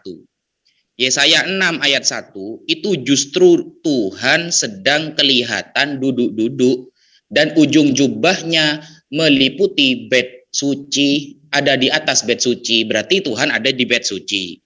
Kemudian di Keluaran juga 24 ya, 9 sampai 10 itu hanya kelihatan jejak kakinya saja. Oh, berarti Tuhan pernah jalan-jalan seperti itu. Nah, itu kan gimana itu? Kok kontradiksi? Itu gimana maksudnya itu? Mohon eksistensinya saja ternyata antara ayat dengan ayat yang lain sudah bertentangan. Kok mau bahas Tuhan orang Islam yang sebenarnya jenengan nggak paham ilmu memahami Al-Quran? Sekian. Ya, izin boleh. Monggo jawab. Ini tujuan tadi Pak Bapak tadi untuk siapa gitu? Apa saya boleh berbicara gitu? Temanya yang lain tadi tentang Yesus kenapa di kerajaan di neraka gitu? Saya boleh jawab? Ya, monggo Pak Dalihan. Itu dari Ustadz Yusuf tadi itu. Ngapain Yesus ke neraka itu? Apa mau rokokan atau gimana? Gak tahu kan? Nah, saya sedikit sepengetahuan saya sudah telusurin itu. Yesus itu pergi ke neraka itu untuk sebelum dia bangkit selama 3 hari. Dia itu pergi ke neraka itu untuk mengambil kunci kerajaan yang sudah diambil oleh iblis atau kerajaan iblis gitu. Dan kedua saya mau bertanya dengan Bapak. Dalilnya Pak, kunci dalilnya tampilkan. Nah gini Bapak, kenapa saya tidak mau ngasih dalilnya, karena kan Bapak paham dengan Alkitabiah gitu. Berarti kan? Tidak ada ya, berarti tidak ada, udah selesai. Ada Bapak. Silakan dalilnya tampilkan. Tunggu saya terangkan dulu Bapak. Ada dalilnya dulu baru ente terangkan. Saya ada dalilnya Bapak. Ya silakan tampilkan dulu dalilnya. Dari Talmud pun nanti Bapak, nanti saya baca ini. Di Talmud. Iya, ada. Digitin di situ. Yesus dibakar di kotoran tinja, begitu maksudnya. Enggak. Nanti saya lanjut Bapak. Dan begitu juga justru Bapak. Dalilnya dulu tampilkan. Ya, setelah dalilnya ditampilkan, baru ente jelaskan. Iya. Nggak usah ngarang cerita. Di sini bukan gereja.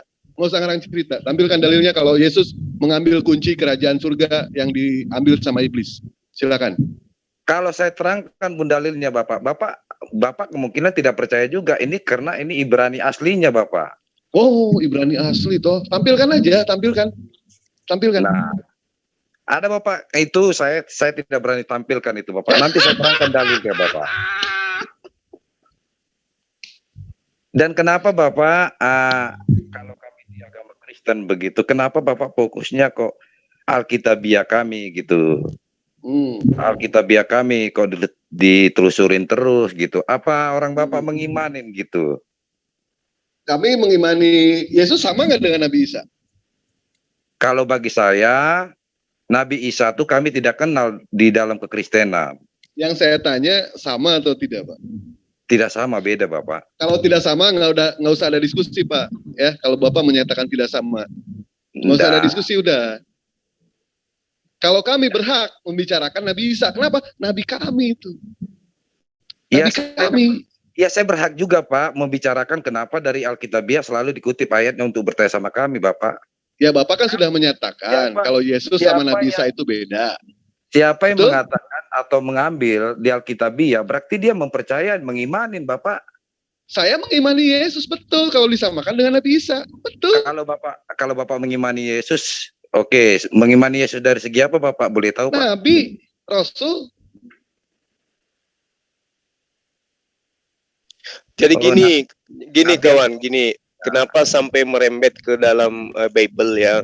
Tadi kami Muslim itu ditanya dari teman Kristen tentang wujud Allah. Kami sudah menjawab, la tudrikuhul absar wa huwa yudrikul absar wa huwal latiful khabir. Itu berkesesuaian dengan apa yang dijelaskan oleh Yesus dalam data yang saya sebutkan terakhir tadi di Yohanes itu. Bahwa Tuhan itu maha halus, tidak bisa dilihat. Di dalam Yohanes, ya, itu yang menyebabkan sampai kita merembet ke kitab Anda, karena di kitab Anda ternyata Bapa itu juga tidak pernah menampakkan wujud, cuman mengutus gitu. Lalu kemudian, ya sedikit lagi. Lalu kemudian sahabat tadi itu dari Kristen yang mengaku dosen, itu dia katakan bahwa Tuhannya nampak, kelihatan, bisa jadi ini. Tapi di data yang lain, seperti yang Ustadz kami tadi katakan, bahwa Tuhan Anda itu tidak bisa dilihat. Ada datanya juga di dalam kitab yang sahabat gunakan dari kitabnya Bani Israel. Jadi itu kontradiksi. Jadi makanya kita merembet ke Bible, karena di situ ada kesemrawutan menurut saya gitu. Antara melihat dan tidak bisa dilihat. Ada yang tidak pernah dicapai oleh penglihatan, tidak bisa dicapai oleh penglihatan, tapi ternyata bisa menampakkan kakinya. Keluaran 24 nomor 9 yang disebutkan Ustadz kami tadi. Gitu loh. Ya, makanya merembet ke sana. Kalau bagi saya Pak, saya itu Tuhan itu berwujud kok, bisa dilihat. Dan Tuhan itu kita manusia, kalau ajaran kekristenan menyerupai Allah. Ya, kalau itu kami tahu, itu juga diambil dari Kejadian 1 nomor 26, kami tahu. Yang kita bahas di sini, Allah itu punya wujud, itu pasti. Wujud itu bahasa Arab, Pak, bukan bahasa gereja itu. Wujud itu bahasa Arab, artinya ada. Tuhan itu ada, itu pasti. Nggak mungkin alam semesta ini tercipta tanpa sesuatu yang menciptakannya. Dan sesuatu itulah pencipta, namanya Khalik. Itu Allah. Ya. Nah, yang jadi masalah sekarang adalah yang maha kuasa ini menurut konsep Islam itu tidak pernah menjadi tidak maha kuasa. Nah, menurut Kristen yang maha kuasa itu pernah menjadi tidak maha kuasa. Itu loh. Silakan. Ya, kalau begitunya Pak, ya udah. Mungkin kalau di situ aja saya bisa jawab Pak. Tadi karena saya dengar tadi, kenapa Yesus sampai ke neraka? Atau tujuannya apa gitu. Saya cuma menjawab itu aja Bapak. Nanti dalilnya saya akan kirimkan sama Pak Ustadz Naja ya. Pak Ustadz Naja nanti dalilnya. Baik, Bang Dalihan janji-janji terus sih. Mau dikirim dalilnya dikirim-kirim. Ya, kalau cuma itu aja, kalau hanya asumsi aja, kita tidak terima di sini Pak. Di sini kita itu diskusi itu berdasarkan faktanya, berdasarkan datanya. Bukan berdasarkan katanya. Kalau berdasarkan, dalam kita berdiskusi, Pak, sebentar. Dalam kita berdiskusi, bukti yang bicara Pak. Jangan bicara jadi bukti. Kalau bicara jadi bukti, anak kecil juga bisa. Nah, mengenai soal wujud, Allah memiliki sifat 20. Kemarin pun saya sempat ditanyakan Pak, apakah yang namanya firman itu adalah sifat Allah sama Pak Abdon Sagala. Dia mau mengetes. Yang namanya kami umat Muslim dari kecil kami itu sudah menghafal yang namanya sifat Allah. Apakah di dalam sifat Allah ada yang namanya kalam? Ada. Kami hafal semua dari kecil. Wujud kidambako walahu patulil hawadisi kiamu binafsi wahdaniyah kudrati rodat ilmu hayat sama.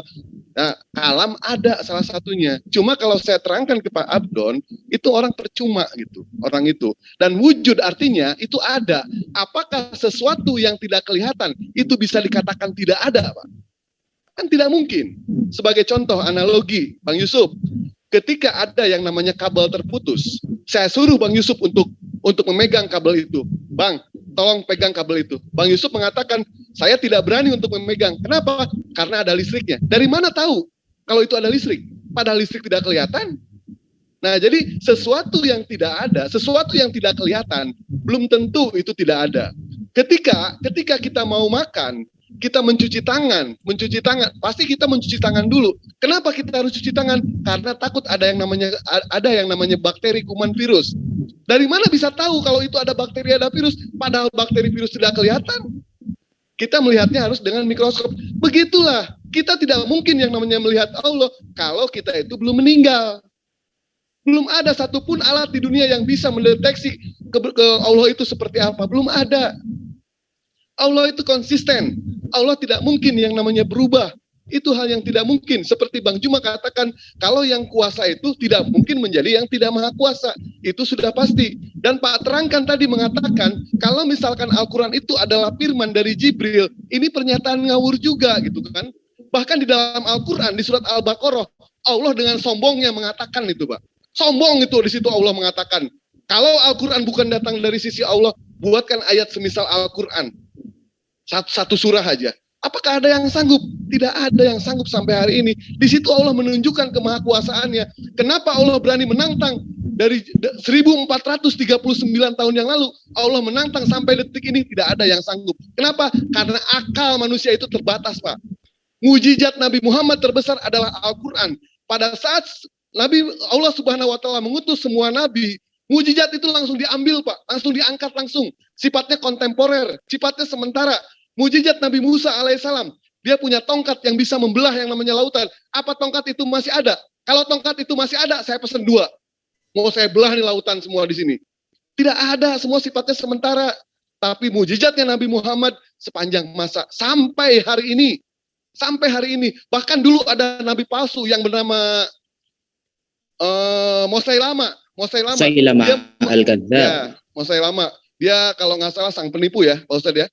Kalau nggak salah ya. Ya, ngaku-ngaku nabi, tukang sihir. Ya, dia menandingi yang namanya Al-Quran. Apakah dia sanggup? Tidak sanggup. Bahkan sampai detik ini, dari mulai profesor sampai dukun beranak, silahkan. Allah dengan sombong mengatakan seperti itu. Ibaratnya begini, Pak.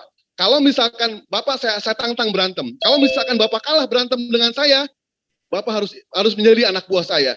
Kalau saya kalah, saya jadi anak buah Bapak. Fair tidak, Pak? Fair itu, Pak. Tetapi di sini Allah mengatakan, Pak, jangankan cuma satu orang, para malaikat dikumpulkan sekalipun, Pak. Di sini tidak fair Allah, Pak. Membuktikan kesombongan Allah.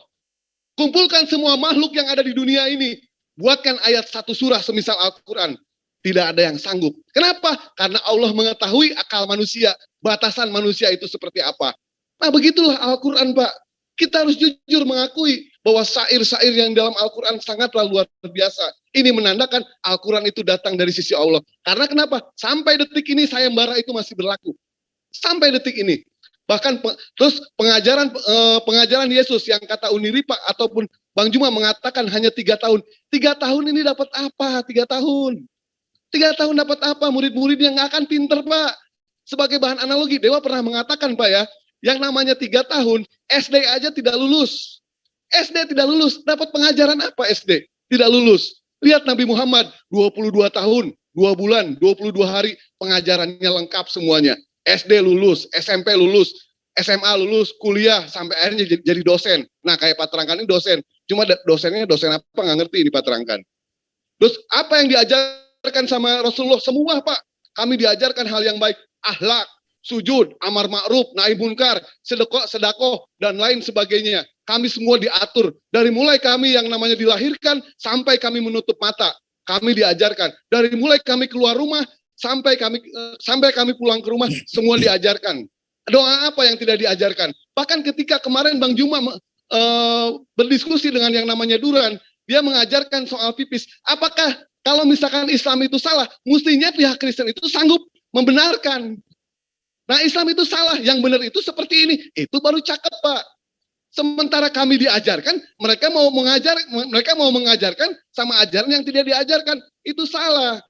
Apa yang tidak diajarkan sama Nabi Muhammad? Dari mulai kami keluar rumah, kami naik kendaraan, kami naik mobil, naik pesawat, sampai naik istri. Anjir, naik istri. Padahal kemarin udah. Nah, diajarkan kami semua, Pak. Betul apa benar, Pak? 3 tahun lu dapat apa 3 tahun? SD nggak lulus, cuma kursus menjahit, Pak. Itu aja dari Dewa mungkin. Oh, satu lagi penambahan. Mengenai Tuhan tidak bisa dilihat. Pada saat ketika Isra Miraj, Pak, Isra Miraj, di situ dijelaskan di dalam kitab Al-Baihaqi, Pak ya, ada percakapan. Pada saat di langit pertama, Nabi Muhammad bertemu dengan Nabi Adam, ada percakapan. Di langit kedua, Nabi Muhammad bertemu dengan Nabi Isa dan Yahya. Langit ketiga, ketemu dengan Nabi Idris. Langit keempat, ketemu dengan Nabi Yusuf. Langit kelima, ketemu dengan Nabi Harun, Nabi Musa, Nabi Ibrahim. Di situ ada percakapan lengkap, Pak, semuanya ya, Pak. Karena semua para nabi, Pak ya, ingin menjadi yang namanya umatnya Rasulullah Shallallahu Alaihi Wasallam tanpa terkecuali. Nabi Adam pun seperti itu. Tapi Allah tidak ada yang mengizinkan satupun juga. Hanya satu nabi yang diizinkan. Siapa? Isa alaihissalam. Isa akan menjadi umatnya Rasulullah Shallallahu Alaihi Wasallam. Dan ketika Bapak mengatakan tadi, Pak Terangkan mengatakan, kalau misalkan Allah itu bisa dilihat, bagaimana mungkin di dalam perjanjian lama, ketika orang melihat Allah, melihat Tuhan, manusia itu akan hancur, gunung akan meledak. Tetapi di perjanjian baru, aneh lagi, ketika melihat Tuhan, Tuhan yang meninggal, Tuhan yang binasa. Kan ini aneh. Jelas, pada saat Nabi Musa naik ke Sinai, Nabi Musa berdoa kepada Allah, meminta kepada Allah, ya Allah, izinkan aku melihat zatmu, izinkan aku melihat nurmu. Allah berkata apa? Wahai Musa, sesungguhnya kau tidak akan pernah mampu melihat zatku, karena antara aku dan hambaku terdapat penghalang 70.000 penghalang. Salah satunya dari cahaya, dari kegelapan, dari air, dan lain sebagainya. Dan penghalang aku ini, andaikan aku buka satu penghalang, gunung akan meletus, langit akan terbelah, gunung-gunung akan meledak, matahari akan beradu, dan begitulah dan sebagainya. Dunia akan hancur. Begitulah kata Allah. Dan dari saat itulah Allah berkata kemudian, aku akan membuka penghalangku kepada umatnya Rasulullah Shallallahu Alaihi Wasallam nanti.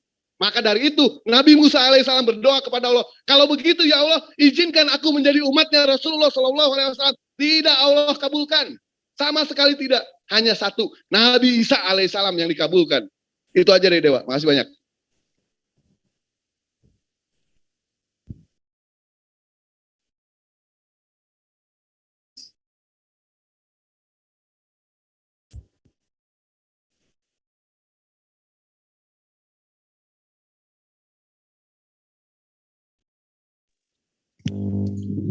Kok pada diem? Baik, boleh saya tambahkan ya? Silakan.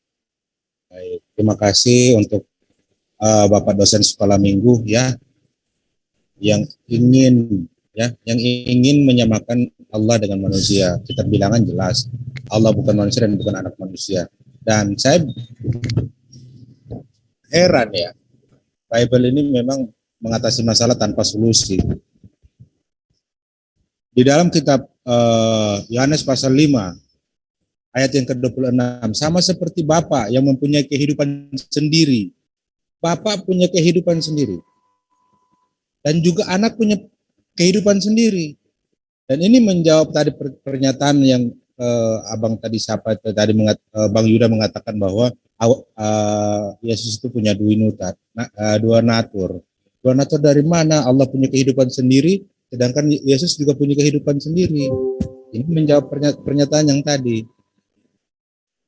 Mungkin hanya itu saja yang saya tambahkan. Lanjut lagi teman-teman yang lain. Thank you, akhirnya Nazir. Kita yang namanya memberikan dalil kepada mereka. Percuma, dalil akan dilawan sama mereka. Mau bagaimanapun juga. Tapi kalau mau kita berdiskusi, gunakan akal. Di situ yang bagus. Kalau akal sudah bisa difungsikan, insya Allah mereka bisa menjawab pertanyaan dengan baik. Kalau kita membuat pertanyaan sama mereka, tergantung dari akidah. Kalau akidahnya benar, pernyataannya benar.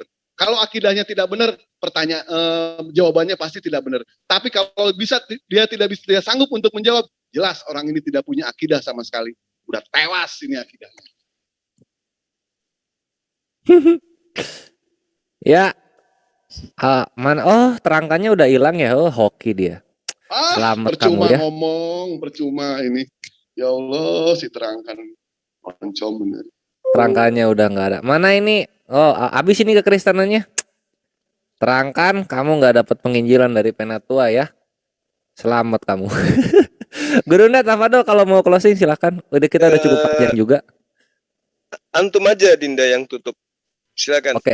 Siap. Kalau begitu Ikhwan Fisabilillah di channel-channel yang kalian cintai, di Zulkifli Mabas, Triun Slayer Comment Center, Rifamo TV, Penegak Islam, dan Kian Santang, serta Nazir Media Channel, Saluran Online Channel. Demikianlah yang bisa kami tausiahkan, yang bisa kami injili mengenai kebenaran itu sendiri, di mana kita sudah melihat ya, seperti biasa kekristenan akan meminta sesuatu yang bertentangan dengan kitab sucinya sendiri. Mereka menyatakan Tuhan bisa dilihat, tapi tokoh-tokoh biblos yang mereka imani, Saul Tarsus, Petrus, nggak pernah ngomong seperti itu. Yohanes nggak pernah ngomong seperti itu, malah ngomong kebalikannya, yaitu Tuhan tidak bisa dilihat. Ini menyatakan bahwa Yesus tidak bisa, Yesus bukanlah Tuhan yang dianggap oleh tokoh-tokoh perjanjian baru. Ini akan menohok mereka kalau misalnya mereka mau jujur. Cuman kan mereka nggak mau jujur, mereka pengennya menang, mereka inginnya menghujat, mereka inginnya indomisasi kepada kengkawan Islam. Sayangnya udah nggak bisa begitu. Ini bukan tahun 1980, ini bukan tahun 1990, di mana semua indomisasi terselubung yang mereka lakukan tidak kelihatan. Zaman digital semua kebuka. Takia Korintus kalian tidak bisa ditutupi, wahai kengkawan kekristenan. Jadi jangan terguncang, selamat datang di kebenaran. Inilah zaman keemasan apologetika Islam. Oke deh, kalau begitu aku tutup ya. Jangan lupa sebelum ditutup juga ini ikhwah yang terakhir ini. Kalau misalnya ikhwah sangat-sangat mendukung pergerakan kita untuk membentengi umat, dan semoga estafet yang kita lakukan generasi sekarang ini berlanjut ke generasi kita berikutnya, kepada anak kita, lalu kepada anaknya anak kita, lalu kepada anaknya anak-anak kita. Tafadol silakan disupport pembangunan Masjid Tun Maulida, karena di sana akan ada kurikulum kristologi, dan ini sangat penting.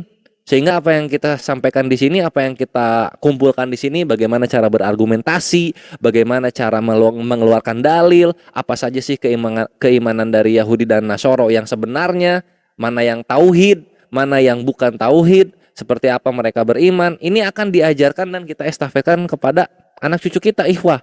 Jadi tafadol, silahkan, rekening ada di deskripsi channel-channel yang kalian cintai, kalian favoritkan, silahkan dicek. Lalu kirim rekeningnya dan